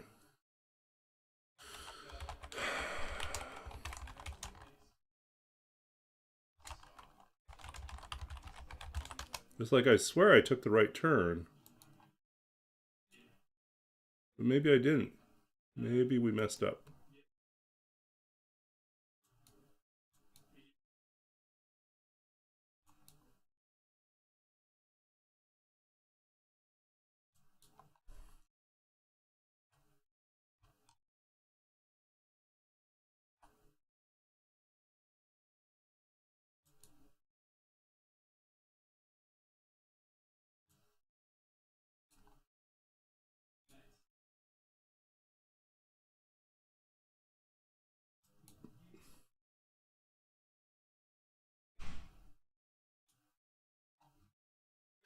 So let's see. We left. We turned.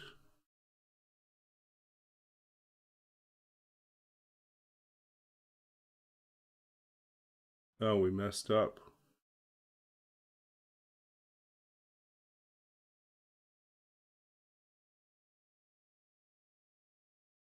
We messed up.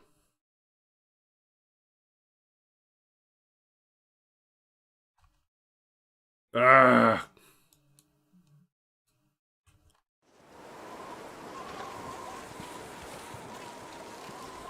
We totally messed up. Now, how do we get back to where we need to be? Numb.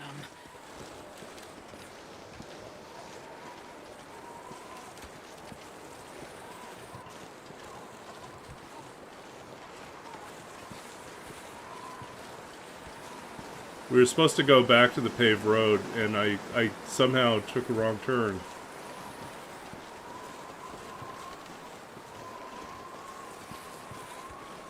Now I'm not certain if I'm... Ugh.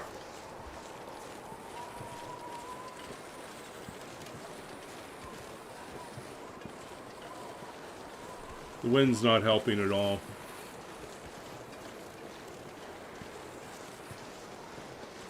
All we had to do was go down the paved road, and I somehow turned around. Damn.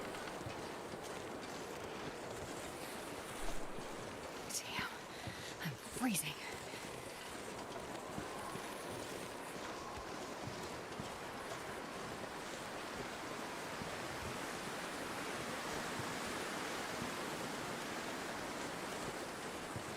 How do we get back to the paved road from here?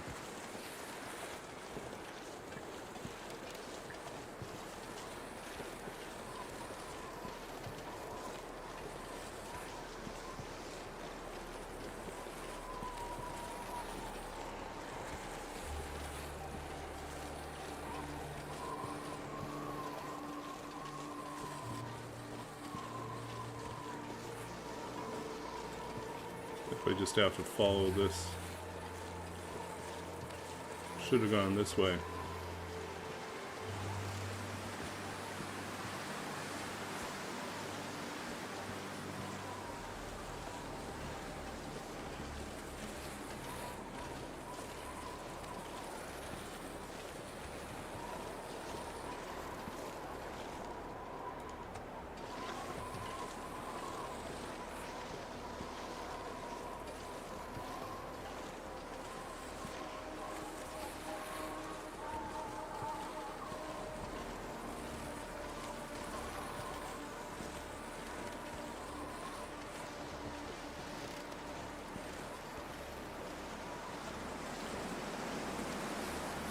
Yeah, I know.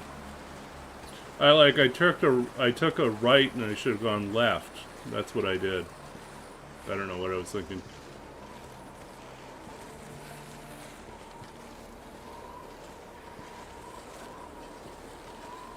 I mean, thankfully we got rid of most of the wolves.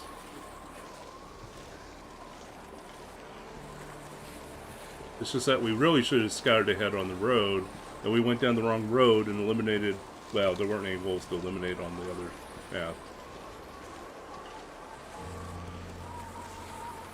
Oh, what is up with this wind?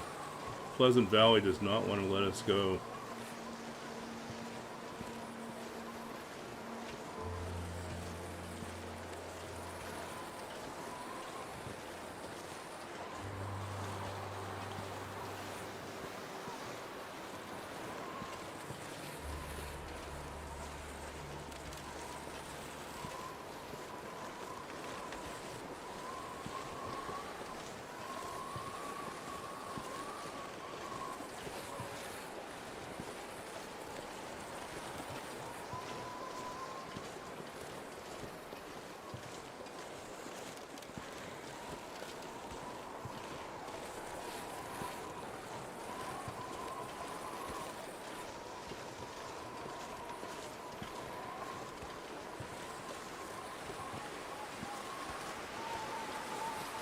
Yeah.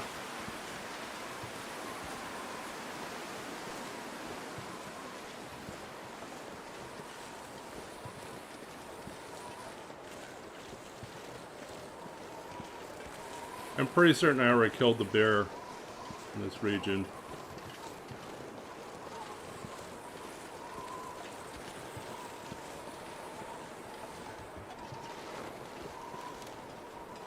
Are we on the right path?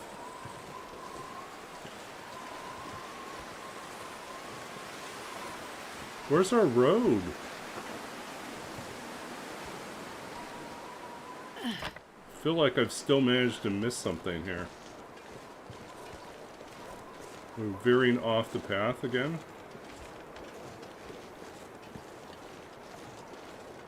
Yeah, that's what I thought. It's to our left.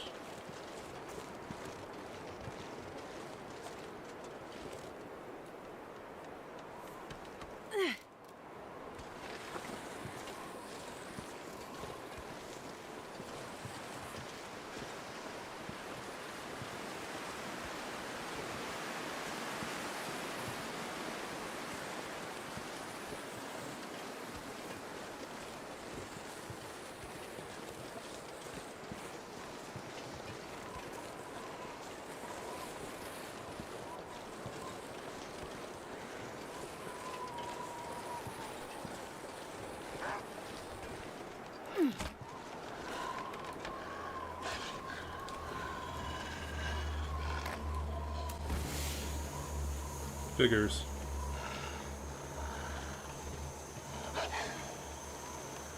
Where are you, buddy?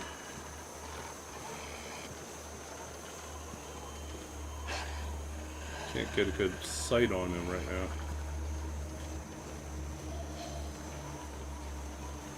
There he is.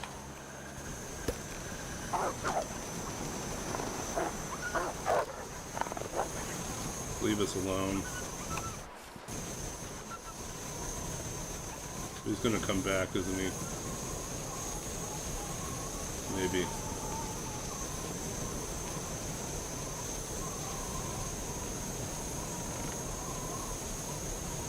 Coming back? Not coming back?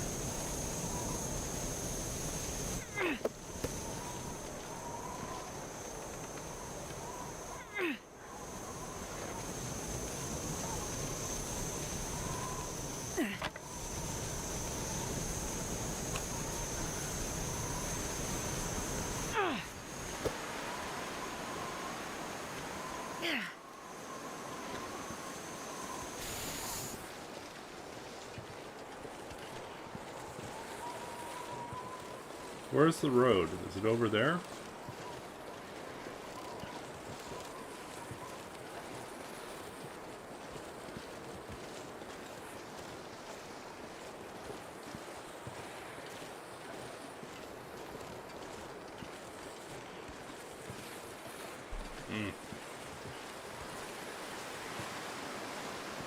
I think so.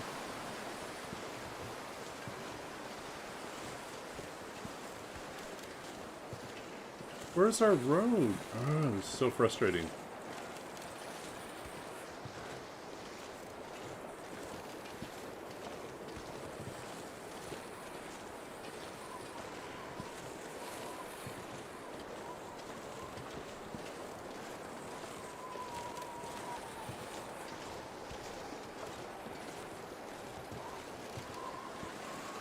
Okay. Probably over on this side then. Yeah. Yeah, I messed up by not taking the paved road, and now I'm paying the price. So, of course, the weather's not been helpful at all. It suddenly turned into this miserable tease where it's like, oh, I could start a fire, but it would go out immediately. Yeah.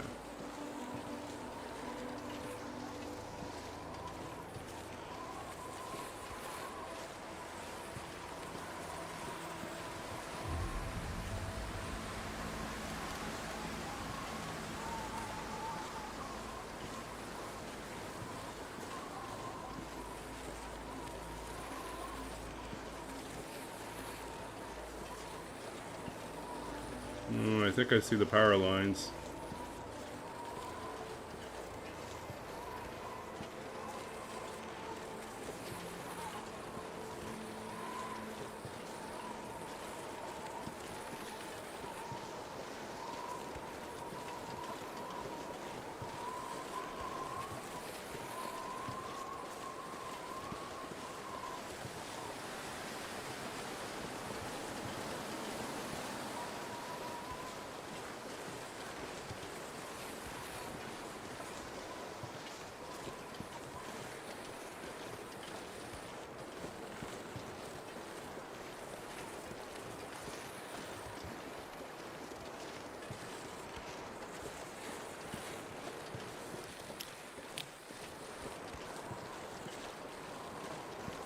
Yeah, we definitely took the worst possible route here.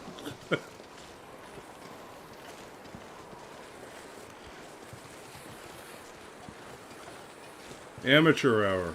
Amateur hour for such a long run. To suddenly turn into such an amateur hour thing.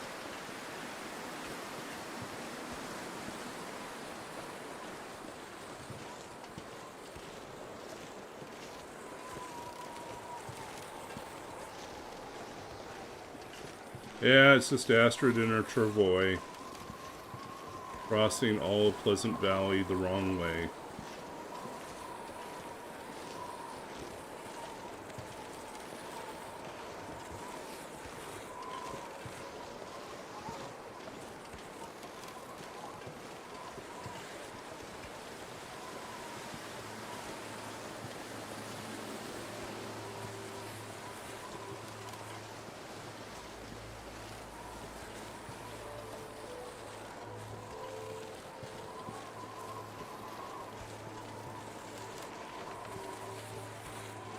Hopefully we can fit through here.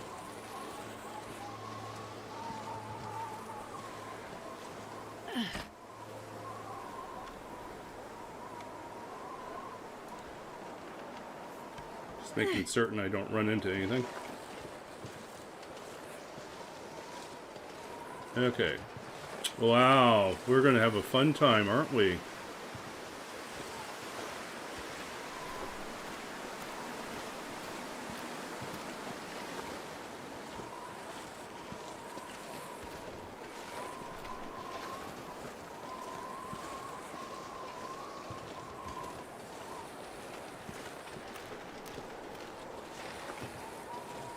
Yeah, because we set out on the wrong path. It cost us a couple hours of travel and a fair bit of condition.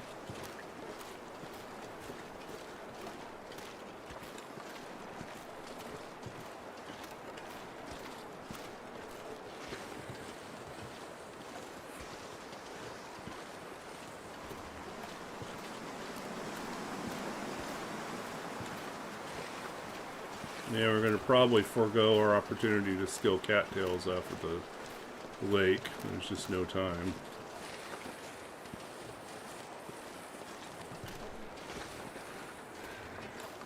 Just got to get out of here.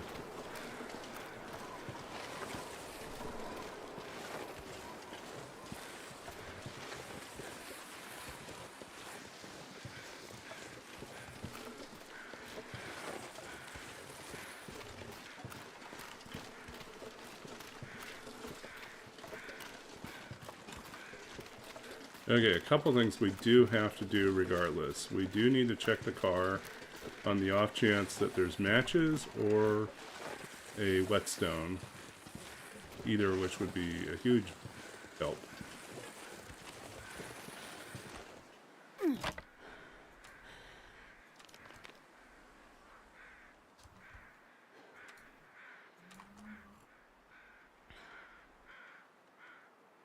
Now the wind dies down.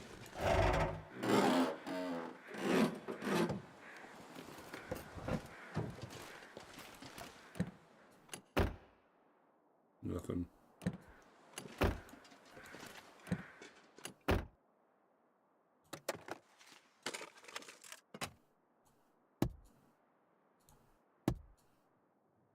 Nothing. Okay. Wait. Okay. Let's move it. Oh, sundown's coming. Don't want to do this in the dark.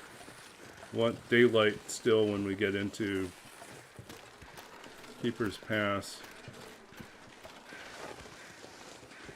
We gotta get to the trailer.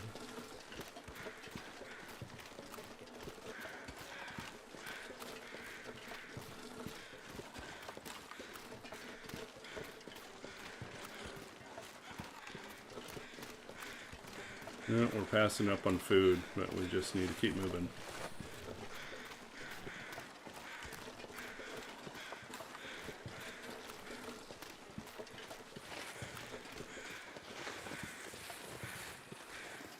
Okay, we are officially into Keeper's Pass. Shall we roll? Let's find out. 1 to 10 days here in Keeper's Pass. If you guess right, you get 10,000 points. We're going to roll in a couple seconds here. Kane says 3. Anyone else want to take a guess as how many days we're going to be here? 1 to 10. And we will roll in a second.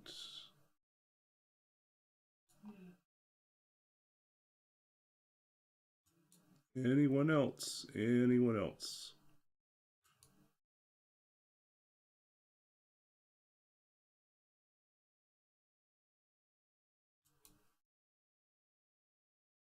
Okay, in 3, 2, 1, roll.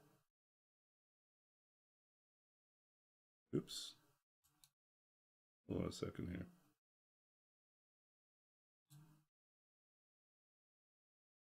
Roll. There we go. 5 days. 5 days is very reasonable. We can certainly make it 5 days here.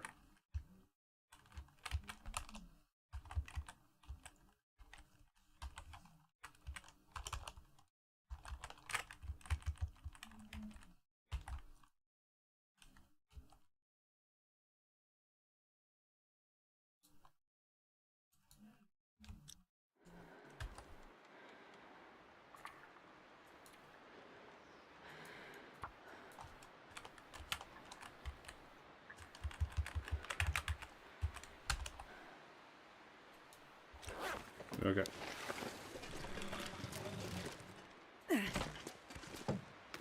Quickly search. More cloth because everyone loves cloth.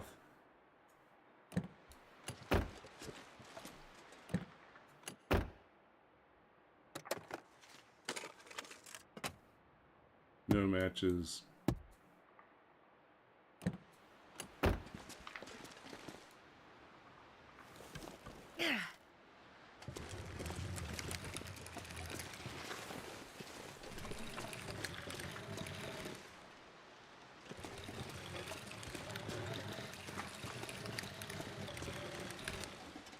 I'll take a couple extra sticks, I think.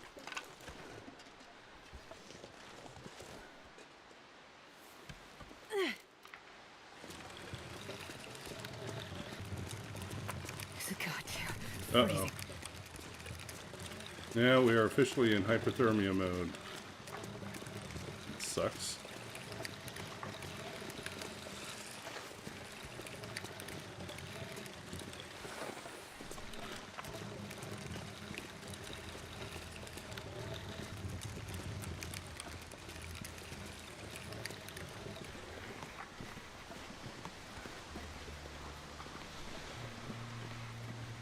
just have to spend the day indoors. And then trailer.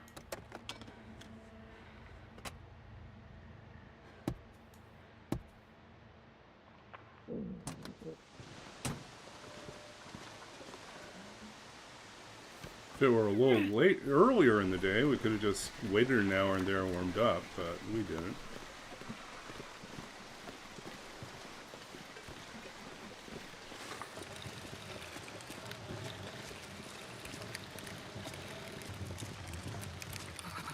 I've never felt so cold in my life.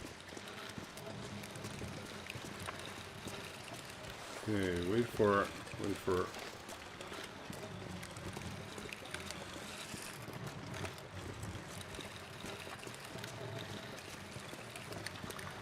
Where's the bark?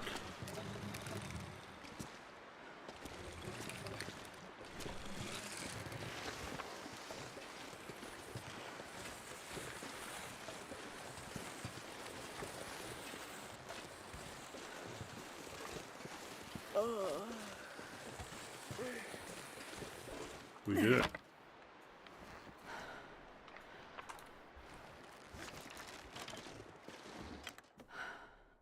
Woohoo! Barely We walk did it. with this much gear. Yeah, I know. Okay, let's do this. Outside.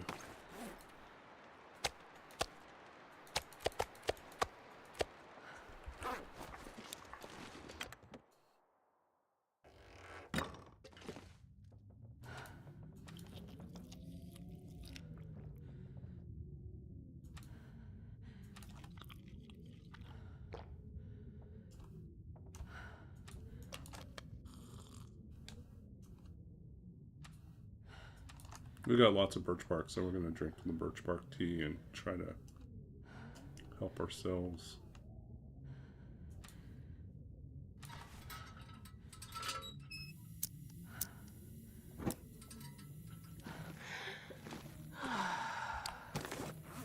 Okay. Let's drop all this stuff for now.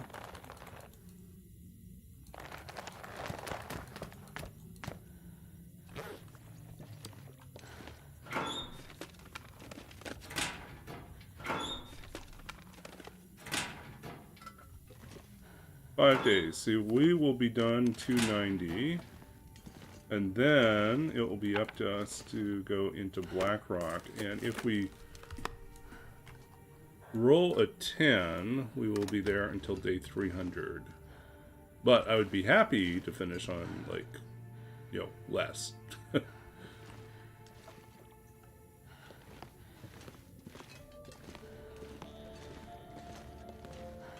Come on, whetstone. Give me a I need to whetstone. find a place to rest.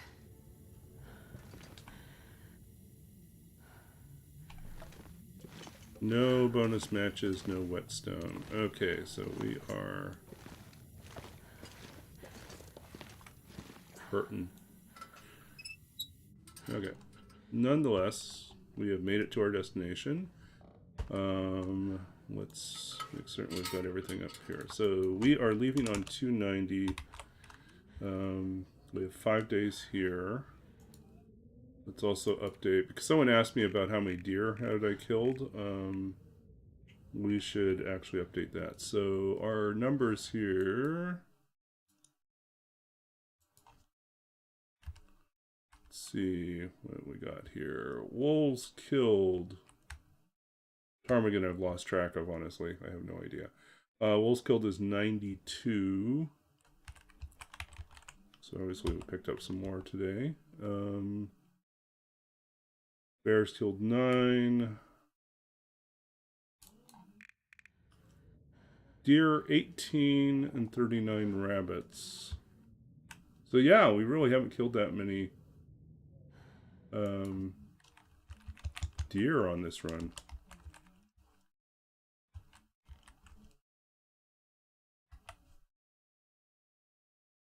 And moose, we've only killed 1 moose.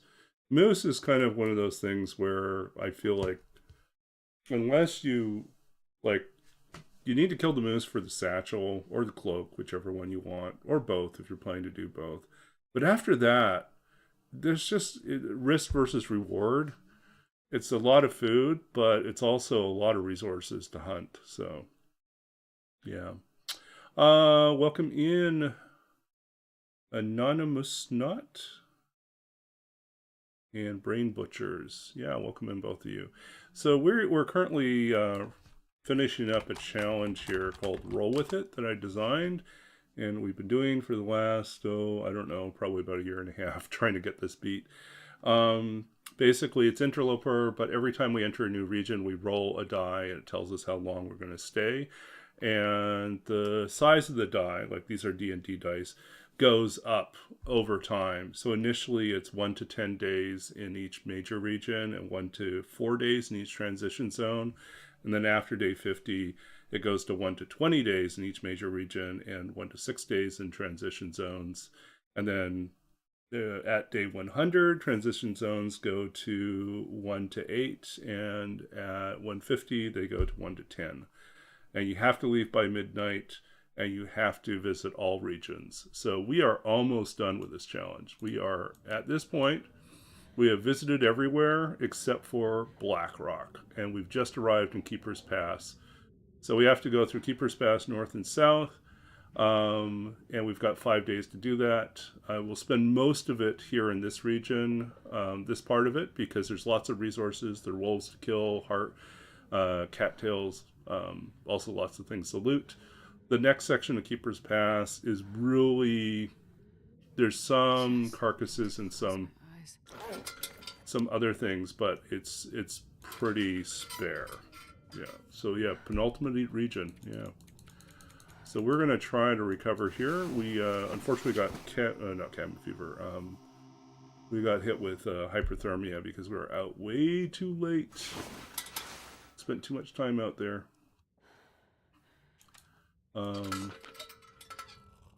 Because we took a wrong turn. Because I was tired and I wasn't thinking straight, and we just headed off in the wrong direction. So let's see here. What else can we figure out that we need? No, we're good. We're good. Overall good.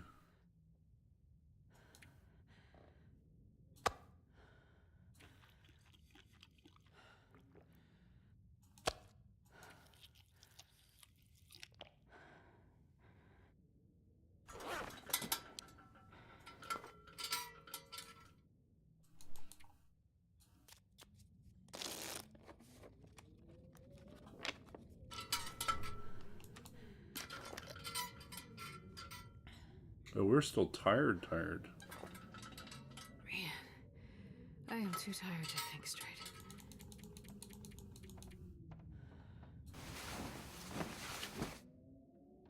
That hypothermia wiped us out.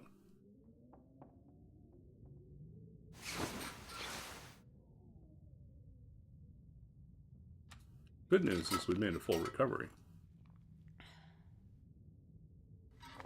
Bad news, it's eating up our time here. 287. We've already lost 2 days. That was fast. Okay, so next stream we are going to wrap up our Keeper's Pass stay, and then we'll be to Blackrock, and we will try not to die. Because that unfortunately is the usual thing. But if you can see from our path so far, we've done pretty well. We had an HRV start, and we have had some short stays. We've had some very long stays. We've had some very unfortunate combinations like airfield and zone of contamination, both being 20-day stays.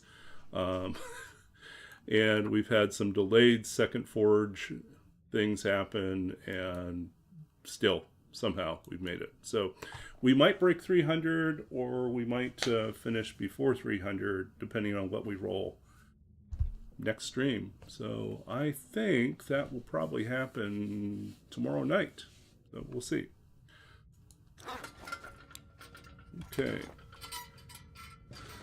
Okay, so just gonna get some extra firewood here. Why are we so tired all the time now?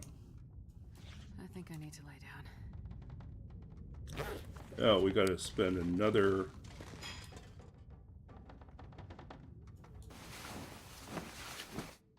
hour here. Yeah, so the run will get finished up soon. Yay, healed hypothermia. Just cost us most of our time.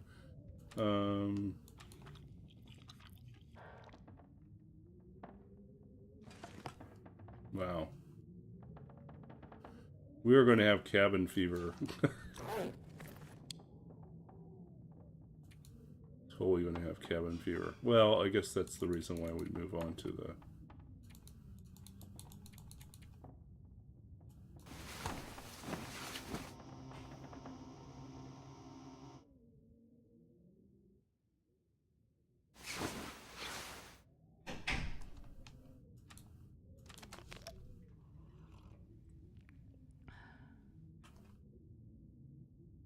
Well, it's a full recovery here.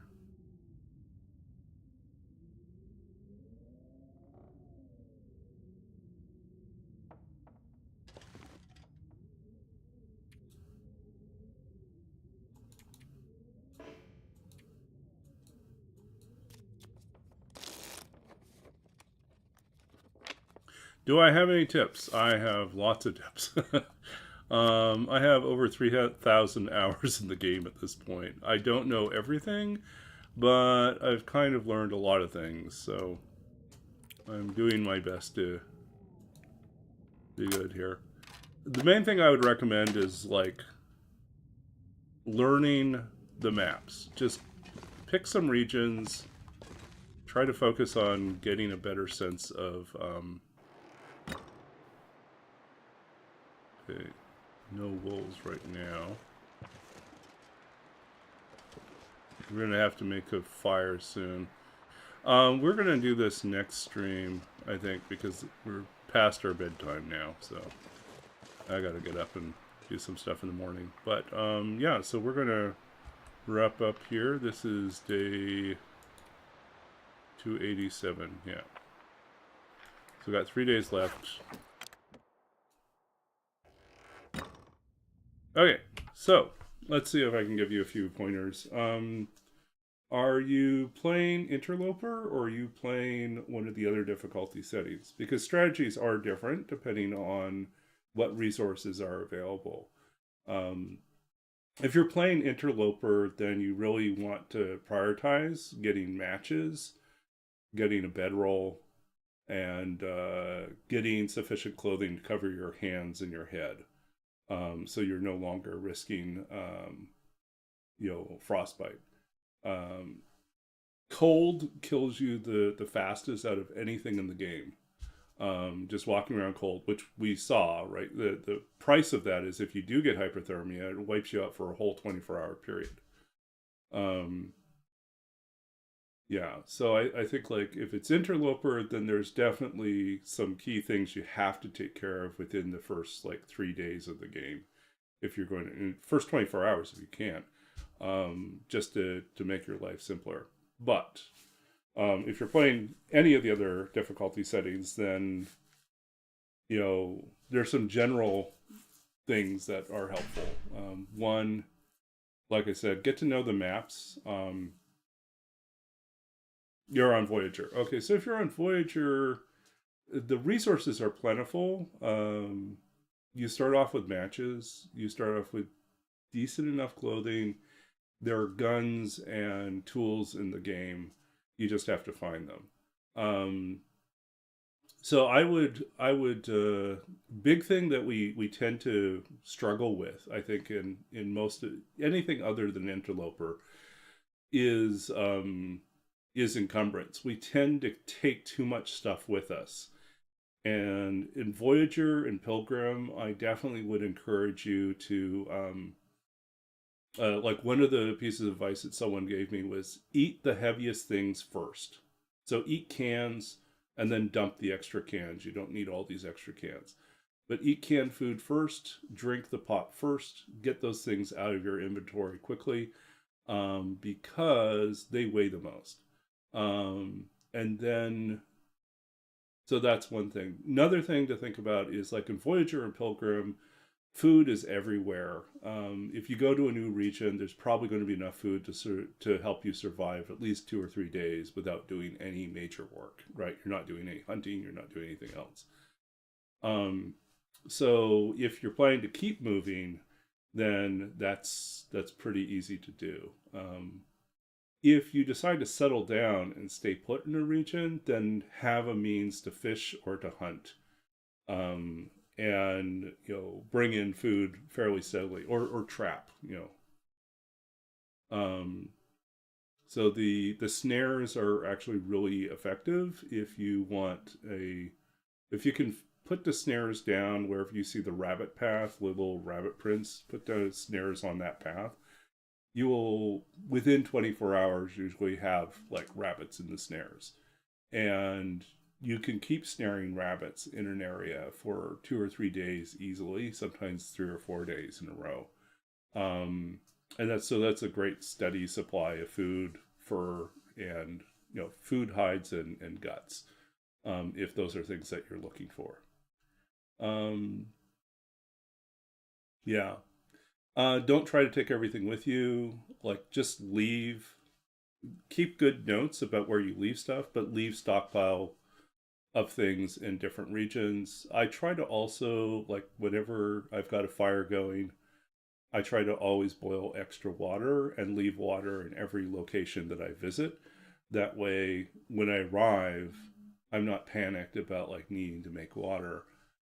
Boil water. I've already got water there to start off, and that's really helpful. Yeah, I think those are like some of the big ones. But yeah, just don't fall for the trap of carrying too much stuff. You can go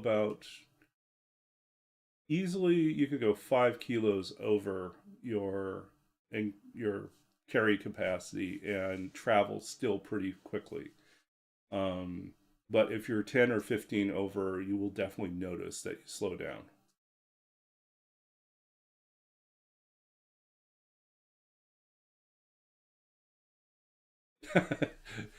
Yeah, the guns are frustrating sometimes when you have like they don't match up. You have the ammo for the other one, and it can be very frustrating.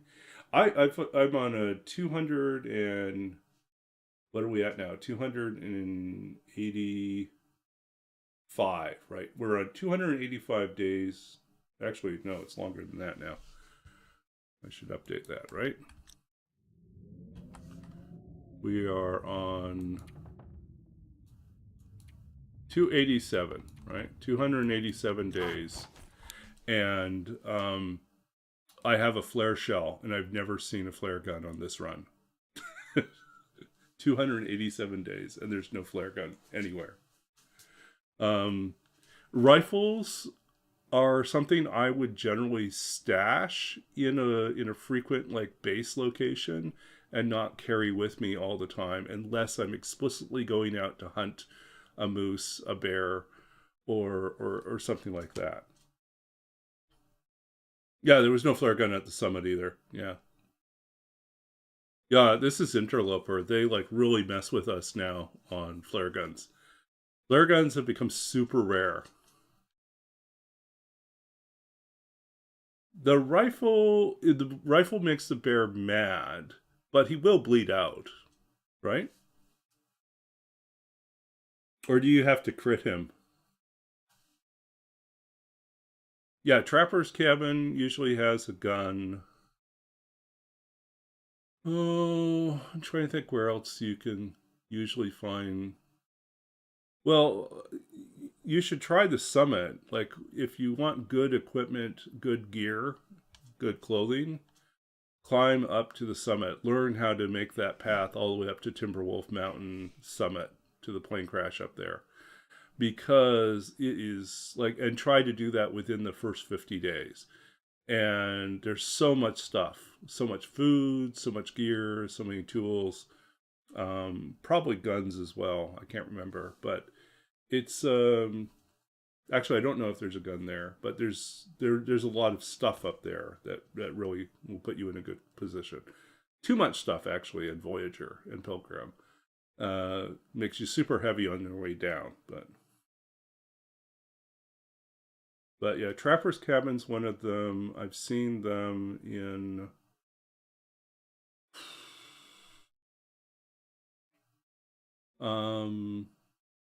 trying to think where else I've definitely seen them. This is hard because I haven't played like Stalker or anything else for a long time. I've been playing like probably have about 2,200 hours in Interloper now, so like pretty much all I think about is Interloper.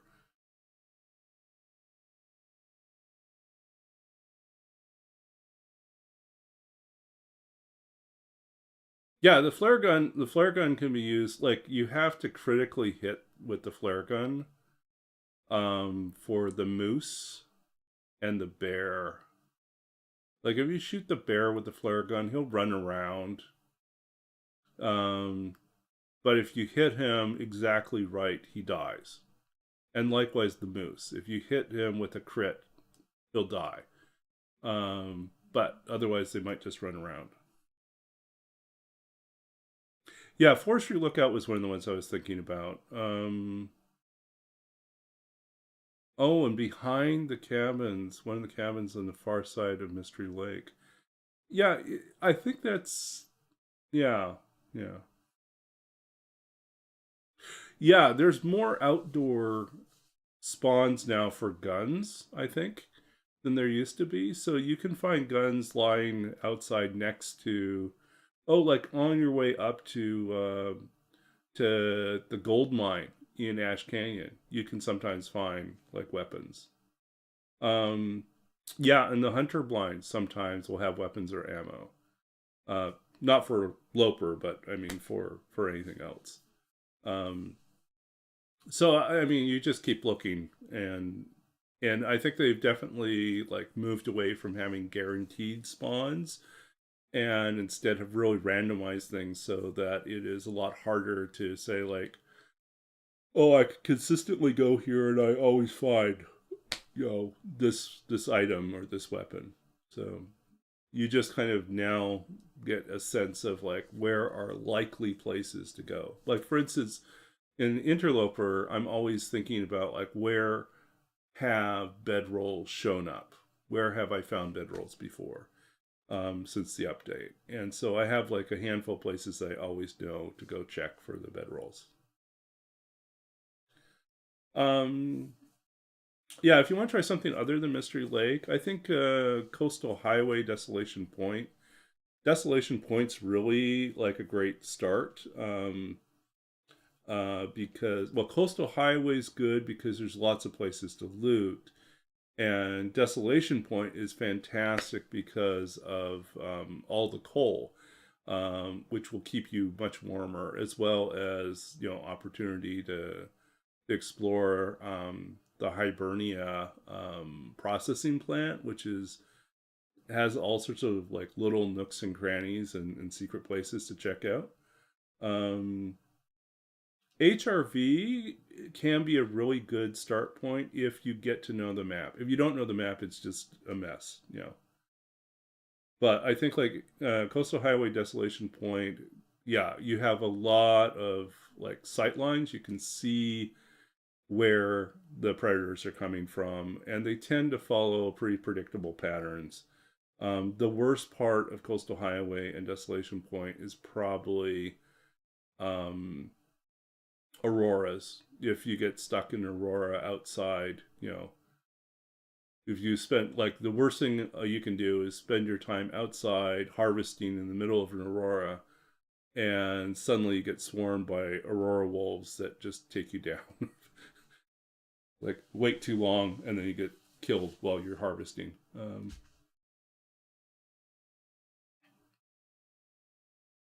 Yeah, so I think like some people start with a handful of maps and just kind of work their way out. So they learn some key regions, and then they stretch a little further and further. Other people just jump into random maps and force themselves to learn. One of the reasons why I do this particular challenge where I have to visit every single region and I have to stay a randomly determined amount of time in each region is because it forces me to learn regions that I normally would not learn in two different ways. Sometimes when I roll really low, it's a short stay and it might be a large region. I have to learn how to prioritize what I'm going to do in that region. I can't loot everything. There's just no time. I've got one day, 24 hours or 48 hours across the whole thing. So I have to know what are the places I have to visit if I'm going to only have this really short stay. Like some places guaranteed I have to visit because that's my best chance of getting a fire striker or my best chance to get a bedroll or a hammer or whatever it is. Yeah, so I think that's definitely. And then like the long stays are like, okay, how am I going to survive someplace that is not meant to be a long-term stay?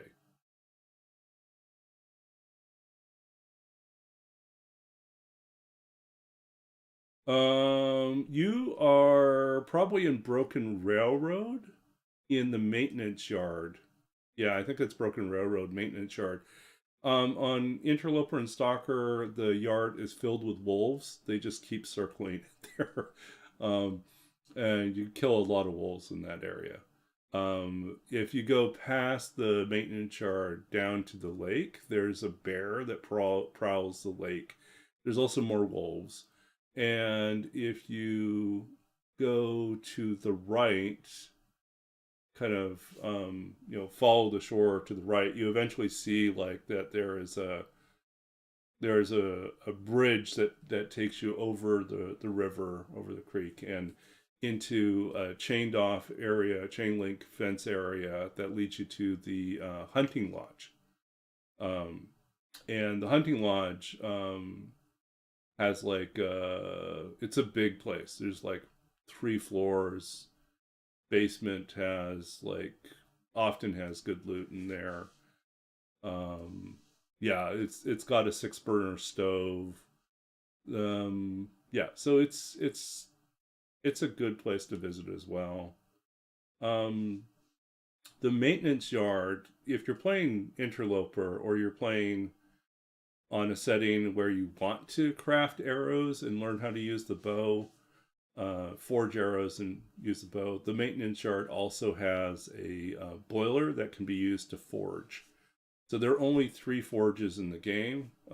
No, I think it's more than 3 now.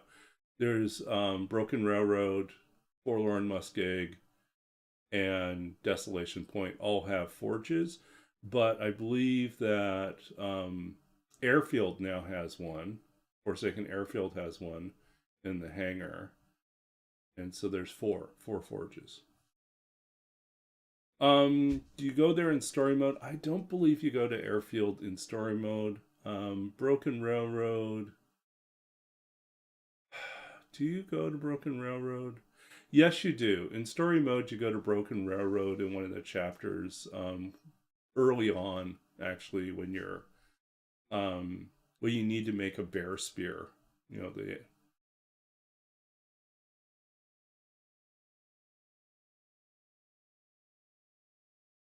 the Rangers building. Are you talking about the camp office? Camp office is in Mystery Lake. Yeah. Which I do believe you're also in story mode, also takes you to Mystery Lake as well. Story mode does not take you to some of the regions. Some of the regions are just completely separate from story mode, and you just won't get a chance to visit them. Or the access is blocked. Like in the open sandbox survival, you can get from some regions to other regions in paths that don't exist in the story.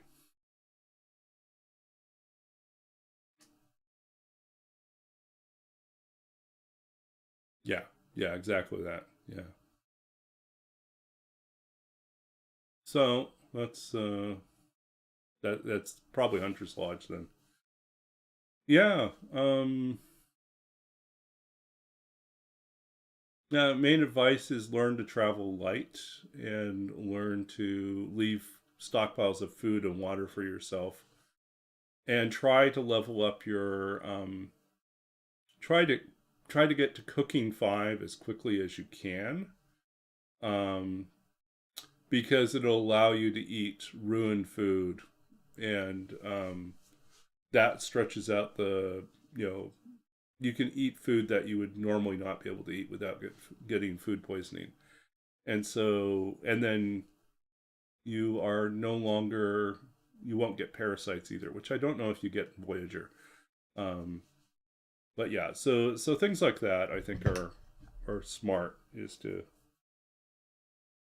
yeah, I don't know if Voyager has, Pilgrim I don't think has parasites. Voyager, I don't know if it has parasites. I know Stalker has parasites, but they only last for 10 days. And in Interloper, they're like 20 days for recovery, which is really, really long.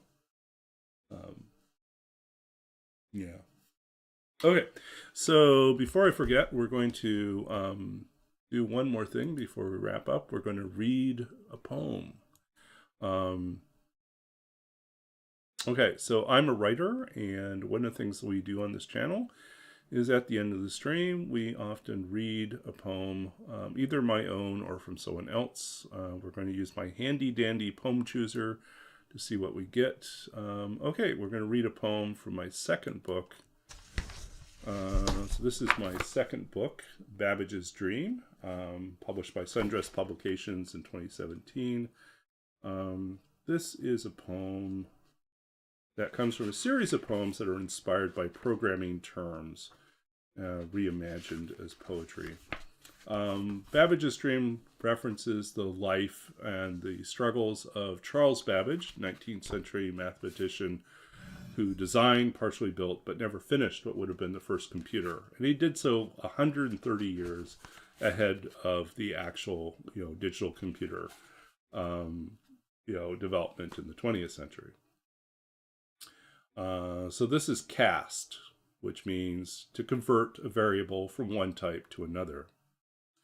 How easily one thing becomes another in a language prone to fluidity, a shadow thrown against a wall, now willed into a number or a word, a strange alchemy of sorts, somehow akin to the conversion of the apparently common and worthless to the valued commodities of the world.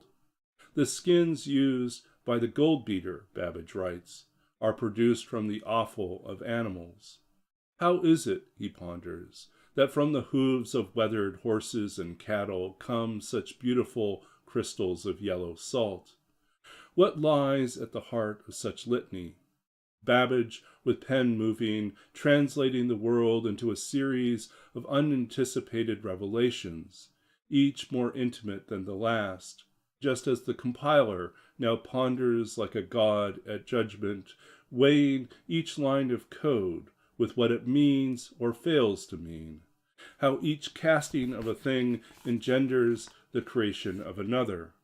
Nothing is ever the same after translation, after the name has been hefted, then posited to the waves, the dark world dimming in its simple downward trajectory of terms, the endless run of zeros widening back to the farthest shores, the melancholy of form, to be, to become, the shape of nothing, how it is skinned and laid to rest. In the hour of our words and their departures, we are captive here to whatever comes, whatever returns, be it beauty or love or the unfurled wings of their manifold ruin. That's cast. Yeah, if you enjoyed that and want to learn more about that book and my poetry, you can check out Babbage's Dream. So that section of my website talks about how to order a copy from the publisher or through Amazon, as well as some of the reviews and sort of previous, what people had to say about the book, as well as some sample poems and things like that. Yeah. So, hey, thank you. So we're going to try to find someone else to raid. That's kind of what we do next, support someone else in the community. So let's see here what we can do.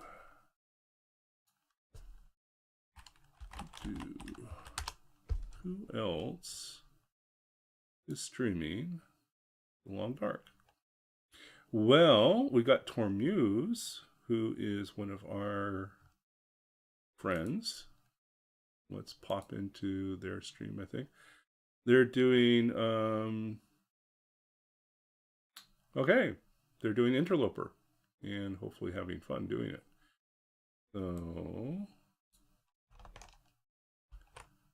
let me set up this raid here and we can go over and visit another TLD streamer. Tormuse is a pretty talented streamer as well. Player of The Long Dark. And feel free to ask him questions as well. He's been playing for quite some time. And I will see you all tomorrow night as we take this run probably into Blackrock next. And we'll see how this this challenge ends. Will it end with a bang or with a whimper? We'll find out. Okay, let's see. If you want to join us on the raid, just let me know, and then we're going to head over there in a second. Okay, I guess we've got who we got. So let's head over, hang out with Tormuse, and wish you all a great night or good day if it's a new day for you, and we'll see you soon.